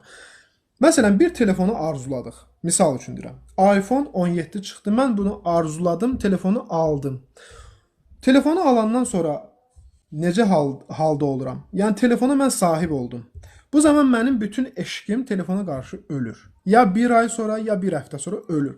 Yəni sahib olan sahib olduğunu sahib olmadığı anlarda arzuladığı qədər arzulamır. Əgər sən bu gün dünyanı istəmirsənsə, sən dünyanın sahibisən. Sən dünyanın sahibisənsə və dünyanın da və sənin də sahibinlə sən əlaqəni qurmusansa, o sənə istədiyin anda yetirəcək. Və sən bunun şahidi olacaqsan və sən bunu biləcəksən. Yəni bunu eləyənlər də olub, tarixdə də olub, həqiqətən onunla rabitə quranlar və duası anında icraatını tapan şəxslər olub. Bu gün biz saxlamalıyıq ki, əgər həqiqətən də biz bu həyatda əbədi xoşbəxtlik və əbədi huzur fazasına düşmək istəyiriksə, biz bunu istəyiriksə, həqiqətən də yerlənçəkdə yerlənməyi dayandıraraq, dünya yerlənçəyindən düşərək, aşağıdan yerlənənləri seyr etmək istəyiriksə və bu seyrinə dalaraq bir xoşbəxtlik, bir sevgi fazasında yaşamaq istəyiriksə, biz qəlbimizdən dünya eşqini və dünya sevgisini çıxarmalıyıq. Yəni bilirsiniz bu nə deməkdir? Yəni bəzən insanlar elə bilir ki, mən heç nə istəmirəm. Yox, sən zaten anlamadığın dövrdə o istək frekansını yaymısan da, sistem algılayıb ki, Rəşad nəyi istədi? Rəşadın qəlbində nə var idi? Maşın almaq, Range Rover almaq var idi. Məsələn, filan yerdə bir ev almaq var. O bunu bilir də, yəni o sənə lazım olanı səndən daha yaxşı bilir və sənin istədiyi də bilir. Nə vaxtsa istədiyi də bu artıq yazıb. İndi sən onu seçəndə zaten bunu hala bürünərək edə bilərsən. Yəni mən bu gün dünyanı istəmirəm deməklə sənin dünya eşqin soyumayacaq. Sən istəyəcəksən. Sadəcə istədiyi gizlədəcəksən. İstədiyi gizlətməyin özünü aldatmağın deməkdir. Bununla hala bürünmək olmaz. Sən ona yönəldikcə, günlük sənə verilən enerji limitini sən ona xərclədikcə, onu anmağa və ona xidmətkar olmağa. Yəni ki, mən bu işi görürəm, işdə işləyirəm, amma işdə işləməyimin səbəbi mənə vasitə qılınanlara xidmətkar olmaqdır. Onları yedirtmək və içirtmək kimin rızası üçün? Rəbbin rızası üçün. Budur mənim. O da sənə bir müddət sonra qəlbindən olan dünya eşqini çıxardır. Daha arzulamırsan da, mən 5 otaqlı ev daha arzulamıram. İstəmirsən bunu. Həqiqətən də istəmirsən ha. Rəşad bəy, bunu nə zaman arzulamırıq biz? Necə? Ne zaman arzulamır insan? Misal için dünya ile, madde ile bağlı bir şeyler insan ne zaman arzulamır? İndi ora çatmaq istəyirəm Şəhla xanım. Baxın, əgər həqiqətən də biz bütün niyyətimizi və niyyətimizlə bərabər bütün enerjimizi, zaten niyyət enerjinin istiqamətlənməsidir. Enerjimizi ona həsr edərsək, bizi var edənə, o zaman o bizə lütf edir. Və arzulamamaq bir lütüfdür həqiqətən də. Yəni bunu yaşamayan insana başa salmaq biraz çətin ola bilər. Yəni anlamaya bilər insan ki, mən necə ola bilər ki, dünyanı istəməyim. Yəni həqiqətən də bu istəməmək bilirsinizmi nədir? Bizim qabağımızda bir çamadan pul var. Bizim qabağımızda bir çamadan pul var. Məsələn, küçədə gedirik. Heç kim də bizi görmür. Amma bizdə o pula qarşı bir emosiya yoxdur, bir duyğu yoxdur. Biz istəmirik onu. Keçib gedirik onun yanından. Bu hala düşməkdir. Bu hal həqiqətən də insana bir lütüfdür. Yəni o sənə verdi, qabağına çıxartdı. Bu sadəcə sənin sınağın idi. Sınağın idi ki, özünü görəsən ki, sən o pula qarşı olan əvvəlki eşqin yoxdur və sıfıra enib. Və sən bunu istəmirsən, sən bu sınaqdan keçdinsə, o sənə zaten bunları verəcək. O pulu sənə verəcək. Amma məsələ o pulun xərclənməsindən gedir, əsas məsələ. O pulu verəndə sənin arzuların var idi ki, mən 100.000 manat pul qazanım, ev alım, maşın alım, biznes qurum. Amma sənə o pul veriləndən sonra sən axtaracaqsan ki, mən bu pulu hansı xeyir məqsəd üçün xərcləyə bilim. Necə bir küçədə ac olan bir iti doyurum, pişiyi doyurum, ehtiyac sahibinə verim və bunu sən artıq hətta axtarmayacaqsan da, o sənə lütf ediləcək. Sən özünü bir insanın, bir yoxsulun qapısında bir paketlə tapacaqsan. Tapacaqsan, bu səndən bir ixtiyar şəkildə olacaq. Yəni bu irrasionallıqdır, bu haldır, bunu belə deyək də, bu belə olacaq və yaxud belə et deməklə olmur. Bütün enerjimizi ona xərcləməliyik. Sənə səhər duranda 1000 manat pul verilir, deyir ki, 1000 manatı götür özünə xərclə. Sən həqiqətən də bu pulu əgər cəmaatı düşünərək onlara xərcləmirsənsə, yəni necə? Səni incidən insanı düşünərək o 1000 manatın 900 manatını həmin gün o insana verərək özünə, öz yeməyinə heç nə saxlaya bilmirsənsə, sən burada artıq energetik bağla bağlanmış olursan dünya matrisasına. Bağışlamamaq da bir zəncirdir. Bu səni həmin hala düşməkdən qoruyur.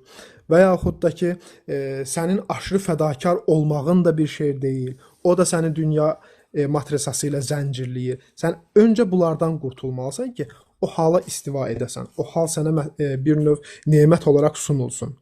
Və bu olunanda artıq sən gözləmədən belə sən ən dünyəvi, ən belə deyək, axırıncı nemətdir də pul.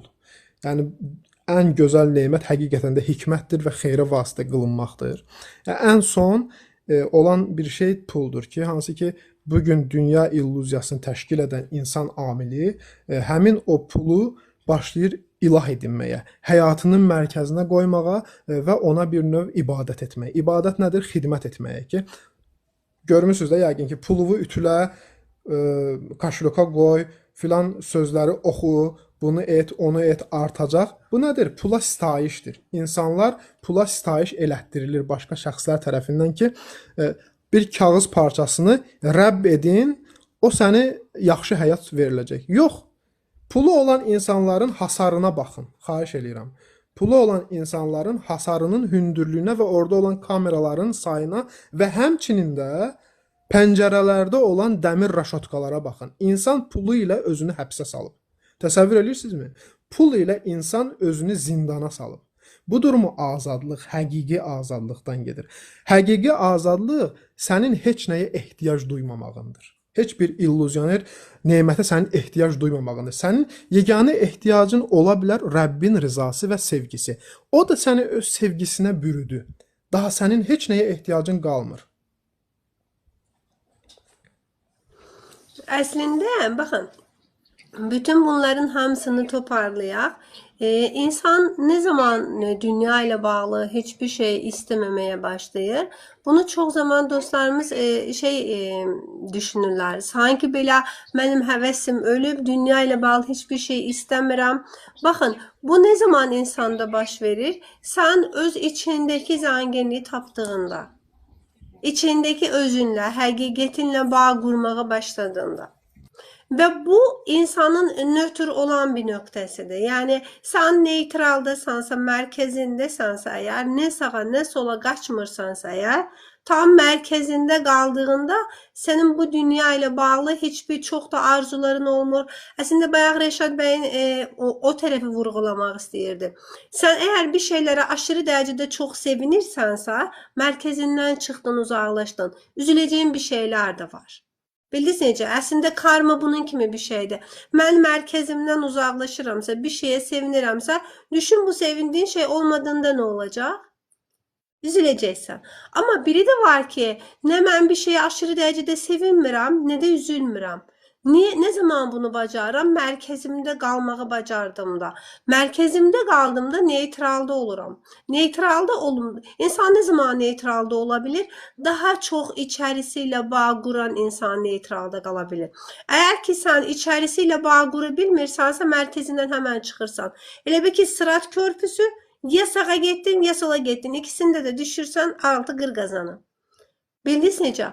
Ona göre de merkezinde olan insan hiçbir zaman balansı pozmayan insan. Bu şekilde %100 yaşamak mümkün değil mi? Bunu hiçbirimiz bacarmırıq. Arada sırada o merkezimizden uzaklaştıklarımız olur. Ama biri var ki sen merkezinden çıktığında hatırlayıp hemen merkezine gələsən. Buradan baxasan. Biri de var ki o merkezinden çıktın, o bataqlıq səni çeker, içine doğru çeker. Ne kadar içine doğru çekirse, bak bu senin sevindiğin bir şey olsun. Diyelim ki bir insan senin hayatına girdi. Ay sen uçtun, duyguların uçtu, coştun belə. Özünü ne bileyim ulduzların üstünde hissedin. Midende kelebekler uçtu falan deyirlər. Bak sen o hala gelirsənsə, o insan senin hayatından çıktığında her şey yaparacak. Ve sen bir de dibe çökeceksin. Ama biri de var ki, ben merkezimde sıfır noktasında Ne çok sevinmirəm hiçbir şeye, ne üzülmürəm. Bir şeye çok sevindiğimde de merkezimi xatırlayıp sıfır nöqtəsinə gəlirəm. Üzüldüğümde de varlığımı, özümü, içimdeki həqiqətimi xatırlayıp sıfır nöqtəsinə gəlirəm. Bu sefer seni hayatta hiçbir şey üze bilmez. Bu sefer seni hayatta hiçbir duygu idare edebilmez. Bu bakın şey değil, duygusuz olmak değil. Bir şey değiller bizim dilde buna. Vetsiz olmak. Vetsiz olmak değil. Merkezinde olmak içeridekiyle bağ kurmak demektir. İçerideki her zaman seni biz bunu meditasiya ettiğimizde derin hissedebiliriz. İçerideki her zaman seni neytralda seyredendir. Bak senin bir tarafın var meditasiya, derin meditasiya anını hissediyen dostlarımız bunu bilirler. İçerideki her zaman seni neytralda izleyir. O senin hiçbir işine karışmaz, kararlarına karışmaz. Sadece olarak seni izleyir. Ve sen travmalarından özgürleşip, rollerini anlayıp, idrak edip, tamam mı? Onun rol olduğunu anlayıp, idrak edip, ne kadar sıfır nöqtəsində, merkezinde kalabilirsense onunla bağlantın o kadar yakındır. Eğer ki sen merkezinde kalabilmirsense, bir şeyleri üzülürsense ya da bir şeylere haddinden çok sevinirsense bil ki merkezinden uzaklaşırsan ve seni bir şeyler içine doğru çekir. Tamam mı? Sevindiğin bir şey de seni içine doğru çekir. Üzüldüğün bir şey de seni içine doğru çekir ve sen merkezinden uzaklaşırsın. Ama bu hayatta faydalı yaşama, yani sağlıklı bir bedende, bolluk bereket içinde yaşama niyetiniz, dileğiniz varsa da her zaman içerideki özü hatırlayıp travmalarınızdan özgürleşip merkezinizde kalmak durumundasınız. Merkezimde kalmak ne demek? İzlemede kalmak demek, şahitlikte olmak demek, teslimiyatta olmak demek. Ne zaman şahitlikte olabilirim? Tərəf tutmadığımda şahitlikte olabilirim. Doğru yanlış demediğimde şahitlikte olabilirim. Bu haklı bu haksız demediğimde şahitlikte olabilirim. Şahitlikte olmak sadece izlemek. Bak izleyen kim? Sen ne kadar onunla bağlantı kurabilirsense o kadar onunla işbirliğinde olup izlemede kalabilirsen. Tamam mı? Ona göre de her zaman bunu hatırladırıq sizə. Travmalarınızdan özgürleşin. Geçmişinizle bir halallaşma edin. Bugüne gelin. Çünkü geçmiş varsa geleceği var. Gelecek de varsa sen anın içinden çıkırsan. Zihin, beden, ruh olarak burada değilsense burada değilsen. Ya geçmiştesən ya gelecektesən. Geçmişin varsa zaten geleceğin var. Geleceğe dair korkuların varsa zaten geçmişin var. Bunların ikisi varsa sen burada değilsin. Burada olmadığın müddetçe de hiçbir bağlantın tam değil ve sen olanı seyredebilmirsən. Her şey gözünün önünde, bütün mesajlar gözünün önünde ama sen bunu görmürsən. Niye? Çünkü orada değilsən. Düşün ki, bak, düşün ki sen burada gözlerin, tamam mı? Gözlerin buradan bakır. Ama senin tam enerjin burada değil. Çünkü enerjinin yarısı geçmişe axır. Geçmiş varsa bir tərəfdən də gələcəyə axır. Burada tam olabilmediğin müddətdə elə bil ki bunu bir maşın olarak düşün. Bak, beden bir maşın olarak düşün bunu. Rolun arkasında değilsənsə, tamam mı? Ya sağa baktın, ya sola baktın, döndün arkaya baktınsa karşıda bir qəza. Beden xəstələnir. Ya ne bileyim bir problemle üzleşirsen. Ona göre de rolun arkasında olmadığın müddetçe, bak bu beden bir araç, sen bunun içinde olmadığın müddetçe bunu idare etme şansın yoktu. Bunu da bugün size hatırlatmak istedim dostlar. Bir şey də vurğulamaq istəyirəm Şahilə xanım. Görürəm bu bəzi dostlarımız başa düşmür o həmin o mutmain mərhələsində, yəni orta siratın o ipinin ortasında yerlənmədən Burası. dayanmağa. Orta. Bəli, bəli. Baxın, uşaqlarımıza baxaq, kiçik yaşda bizim dəyişdirmədiyimiz uşaqlara. Həmin o uşaq sabah yemək yeməyinə görə narahat deyil. Pul hardan gəlir narahat deyil. Və yaxud da ki, mənə paltarı kim alacaq, harda yatacağam, qışda evdə qazın pulunu kim verəcək, işığı necə ödəyəcək, heç nəyə görə, sosial qayğılara görə narahat deyil. Yəni, uşaq zavod parametrlərindədir. Telefon alırıq.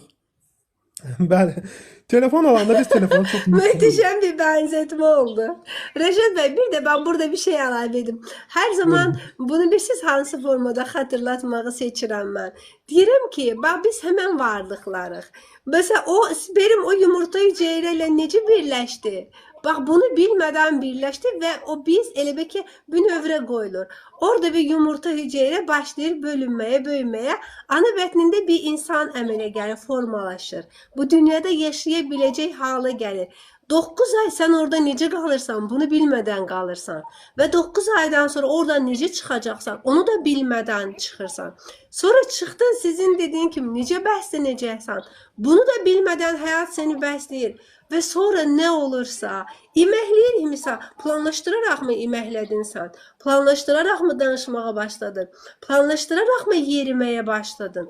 Bunların heç birini bilmədən edirik və sonra nə olursa biz bir şeyləri planlaşdıraraq etməyə çalışırıq. Məncə biz böyüdüyümüzü zənn edən balaca uşaq kimi olduğumuza görə biz planlaşdırmağa çalışırıq. Hansı ki, uşaq danışandan sonra bəzi uşaqlar var da özünü böyük kimi aparır. Yəni bu gün hal-hazırda bioloji yaşı 60'larda olub özünü böyük kimi aparan, amma mənəvi cəhətdən uşaq olan insanlar var. Zavad parametrlərinə qayıtmağa ehtiyacı olan uşaqlar.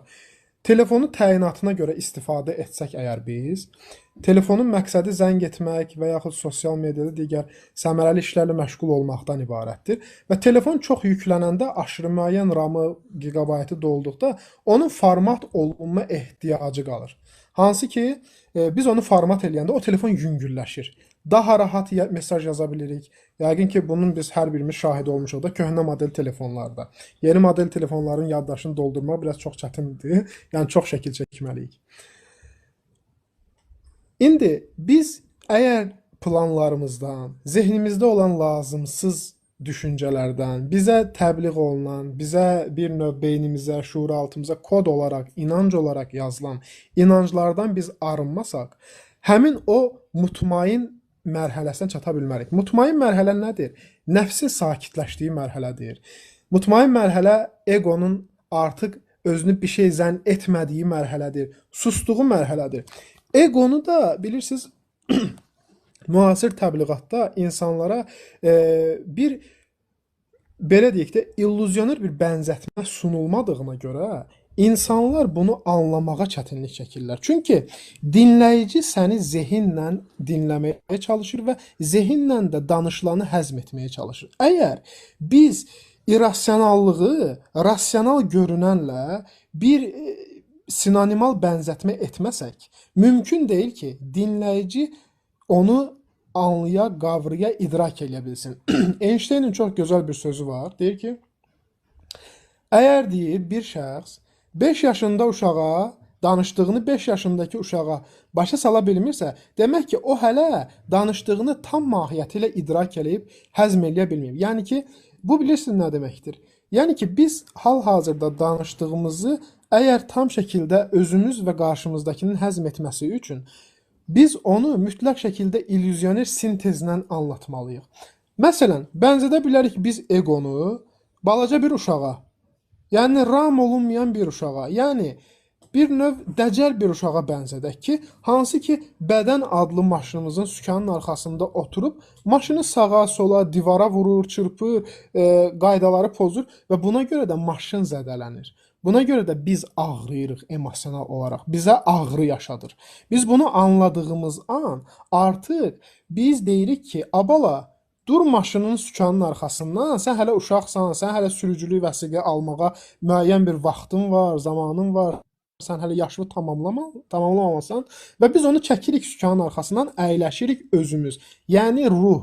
Ruh bədənin sükanın arxasında əyləşsə, ego adlı uşağı yan sidenidə otuzdursa, bu zaman o doğru şəkildə bədəni idarə edə biləcək və bu zaman o mutmain nəfsə çata bilər. Yəni, nəfsin 4-cü mərtəbəsi adlandıraq biz bunu. Hansı ki, 3 və 4-cü mərtəbə arasında bir qapı var.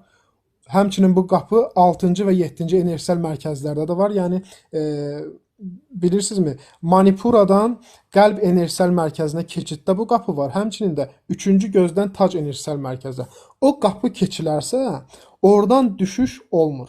Yəni 99% ehtimallı olmur təbii ki. Çünki bu bir lütüfdür. Bu qapı tək açılan bir qapı deyil. Bu ilahi lütflə açılan bir qapıdır. Və həqiqətən də o sizə bayaq qeyd etdiyim arzulamamaq, istəməmək mərhələsi odur. Yəni sən istəmirsən, sən bilirsən ki, sənin üçün istəyən var.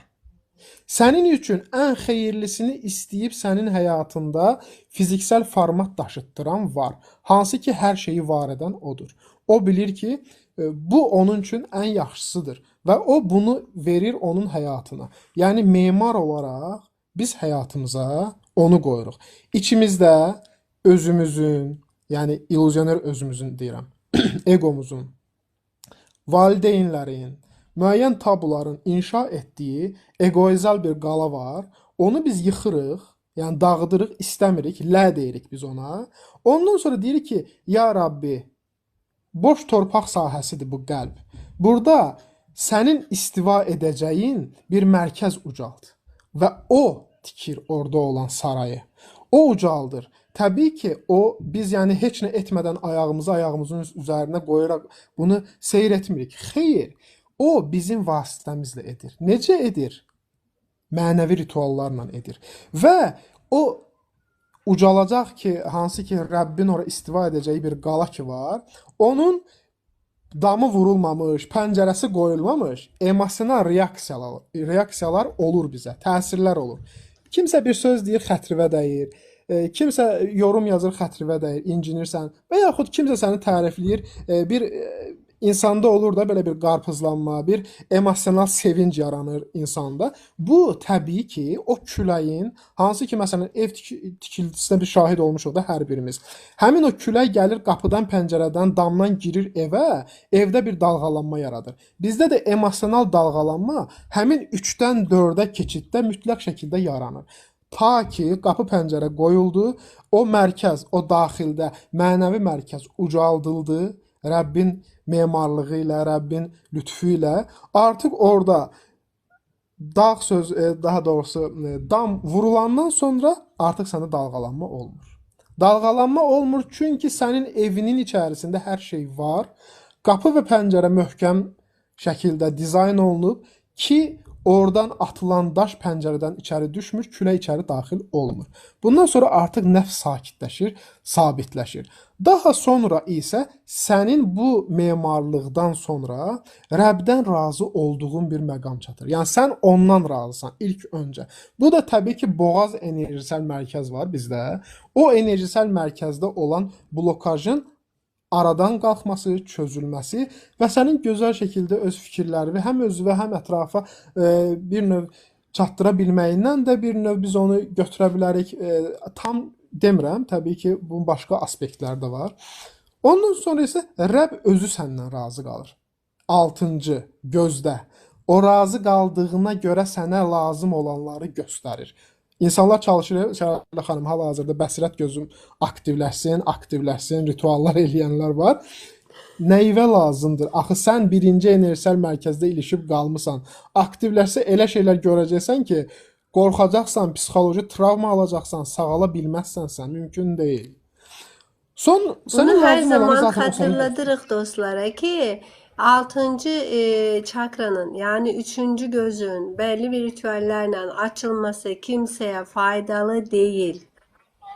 Deyil, bunu etməyin. Aşağıdan yuxarı çakralarınız aktivləşmədiyi müddətcə siz direkt 3-cü gözə odaklanırsınız. Onu aça bilərsiniz mi? Aça bilərsiniz. O qədər çaylar, o qədər tütsülər, o qədər ritüeller var ki direkt ona odaklandığında açacaksın. Ama senin neyine lazım? Sana faydası var mı? Bu hayatın içinde sana ne fayda verecek? Sen neden tat alacaksan, neden zevk alacaksan bunlara bak.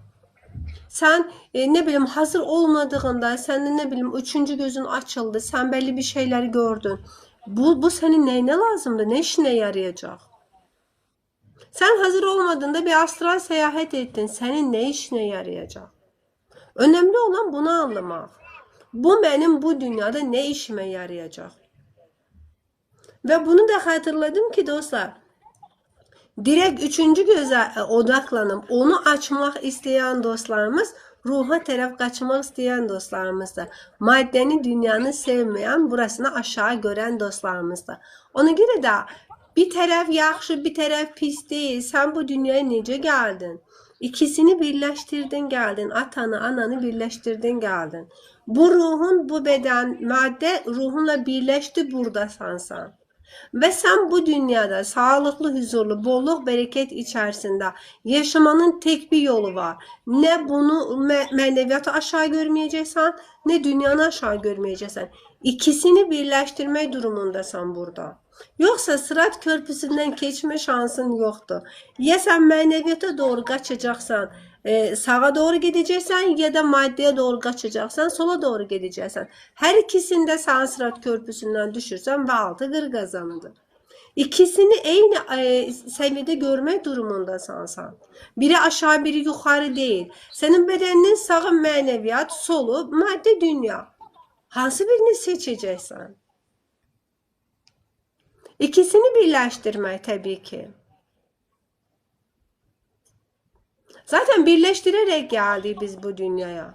Spermle yumurtanı birleştirdiğin sen oldun. Şimdi sen gelip burada ne bileyim mənəviyyat daha değerli. Eril enerji daha değerli. Dişil enerji, madde dünya nedir ki? Dediğinde ne baş verecek? Madde dünya seni beslemeyecek misal için. Geçmişine takılıp kalacaksan orada bir şeylere. Pulu aşağı göreceksen pul nedir ki? Mesela iptal ederek söylerim el çirki. Halbuki her ikisinden beslenebilirsin. Söz sizdə Rəşad bəy. Baxın Şəlalə xanım, görürəm bəzi dostlar sizin bu fikrinizi biraz anlamaqda çətinlik çəkir. Yəni bu o demək deyil ki, sən mənəviyyatı da arzula, maddiyyatı da arzula. Bu o demək deyil. Bu o deməkdir ki, mənim anladığım babdan izah eləmək istəyirəm. Sən yemək yeməlisən bu dünyada var olmaq üçün. Sən pulun olmalıdır ki, sən geyim alasan, ayaqqabı alasan, öz məsuliyyətini üstləndiyin şəxslərin təbii ehtiyaclarını deyək, dünyavi, illüzyoner, sosial ehtiyaclarını mı deyək, onları ödəməlisən. Bunun üçün zaten bu sənə lazımdır. Məsələ sənin həmin o maddəyə emosional olaraq bağlanmamağından gedir. Yəni ki, sən bağlı deyilsən. Sən o maddəni dalınca qaçmırsan. Yəni pul rituallar dalınca qaçmırsan deməkdir. Sən işləyirsən normal insan kimi. İşləyirsən, qazanırsan, təlim keçirsən, bunu eləyirsən, onu eləyirsən. Amma bunun o kökündə yatan, bu əməlin kökündə yatan niyyət pula itaət, pula ibadət deyil. Deyil. Sadəcə o bir vasitədir. Onu da bir vasitə olaraq görməyindir sənin. Zaten sən bu balansı yaradarsansa əgər, o zaman sənə təmənnasız, daha doğrusu belə deyək, ilişməyərək, takıntılı olmayaraq, səni arxasınca süründürməyərək o gələcəkdir sənə. Mütləq şəkildə gələcəkdir. Sən yəni pulsuz qalmayacaqsan.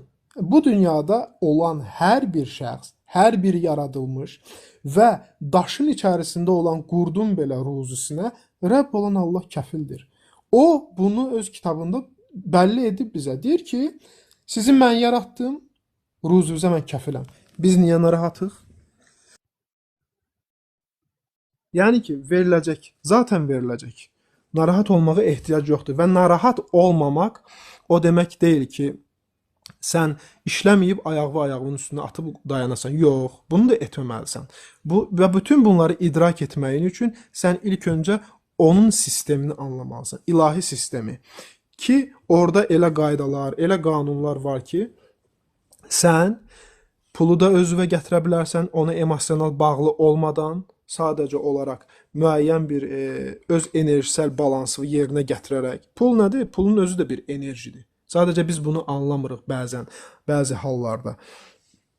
Və sən artıq o enerjinin, o xırda enerjinin dalınca qaçmadan öz enerjisel balansını, yəni çakrasal enerji mərkəzlərini balansa gətirərsənsə, qəbul edən format daşıyarsansa, pul da sənə gələcək, lazım olan miqdarda, səni bu həyatda heç kimə möhtac eləməyən miqdarda gələcək, yəni səni özünə bağlamayacaq miqdarda. Sən lazım olanı alacaqsan da, edəcəksən də, hər işvə yarayacaq o. və sən ona emosional bağlı olmayacaqsan. Bizə deyiləndə ki, bunu da seç, bunu da seç. İnsan deyir ki, yox, mənə bir tərəfi denən, mən gedim o tərəfə yönəlim, digərini rədd edeyim. Rədd etmək olmaz. Yaradan onu da yaradıb. Sən rədd etmirsən. Sadəcə olaraq yenə qeyd edirəm ki, emosional bağlı olmursan. Emosional bağ o deməkdir ki, bütün gün onu düşünməyin. Emosional bağın ola bilər ona. Onu düşün, onun rızasını düşün, onun rızasını güdəcək hərəkətləri, əməlləri, bütün bunlar bir konspektdə necə adlandıra bilərik? Xidmətlər. Bu xidmətləri düşünə bilərsən və bir müddət sonra sən artıq onu da düşünməyəcəksən. Sən artıq xidmətin içində özünü tapacaqsan, xidmətin enerjisinə bürünmüş olacaqsan. Yəni zikr halı deyilir buna. Zikr halı nədir? Anmaq halı, Allahı xatırlamaq halı. O deyir ki, siz məni xatırlayın ki, mən də sizi xatırlayım. Bu elə belə bir söz deyil ki. Biz ne zaman onu hatırlayabiliriz Rəşad bəy? O bizi hər zaman müşahidə edir. Hər zaman, hər an, hər saniyə. Və biz əgər hər baxdığımızda, hər surətdə, canlı və yaxud da ki, cansız saydıqlarımızda onu görəriksək, o zaman biz onu xatırlamış olacaq. Necə?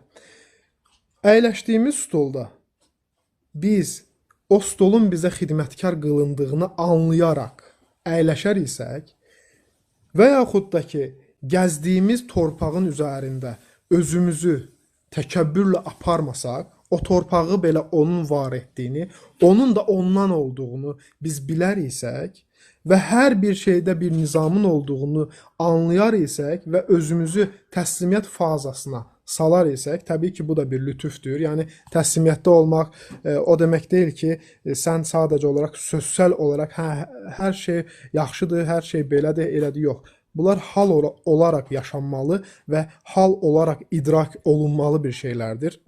Və həmçinin də bunu da vurğulayım ki, ona çatmaq üçün bir zehin sənə lazım deyil. Bir zehinlə sən onu idrak eləyə bilməzsən. Sən mütləq şəkildə onun da vurğuladığı kimi öz kitabında onlar qəlbləri ilə təfəkkür etməzlərmi halına düşməlisən. Yəni zehin sənə niyə verilib? Bunu bilməlisən. Zehnin proqramları nədən ibarətdir? Bunu anlamalısan və zehin sənə dünya illüziyasını idrak etməyin üçün verildiyini biləsən və onu yalnızca irrasionallıqda tapa biləcəyini sən görməlisən və bilməlisən.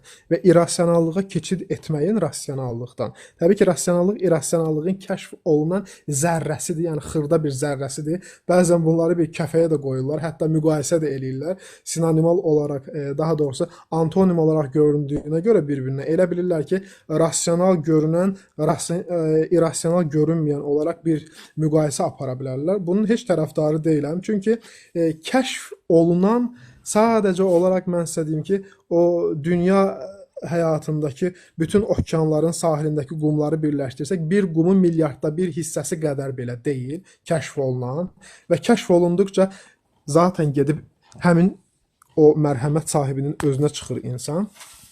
Buna görə də insan o irrasionallıqda onu tapa bilər əgər o halı yaşayarsa. Halın özü belə irrasionallıqdır. Yəni halı yaşamağın sənin o frekansa düşməyindir. Sənin o ilahi tezlikdə titrəşməyindir.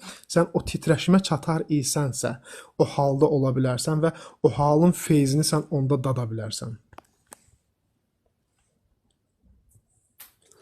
Teşekkür ederim Rəşad bəy sizə bu gözəl bilgiləri bizimlə paylaşdığınız üçün.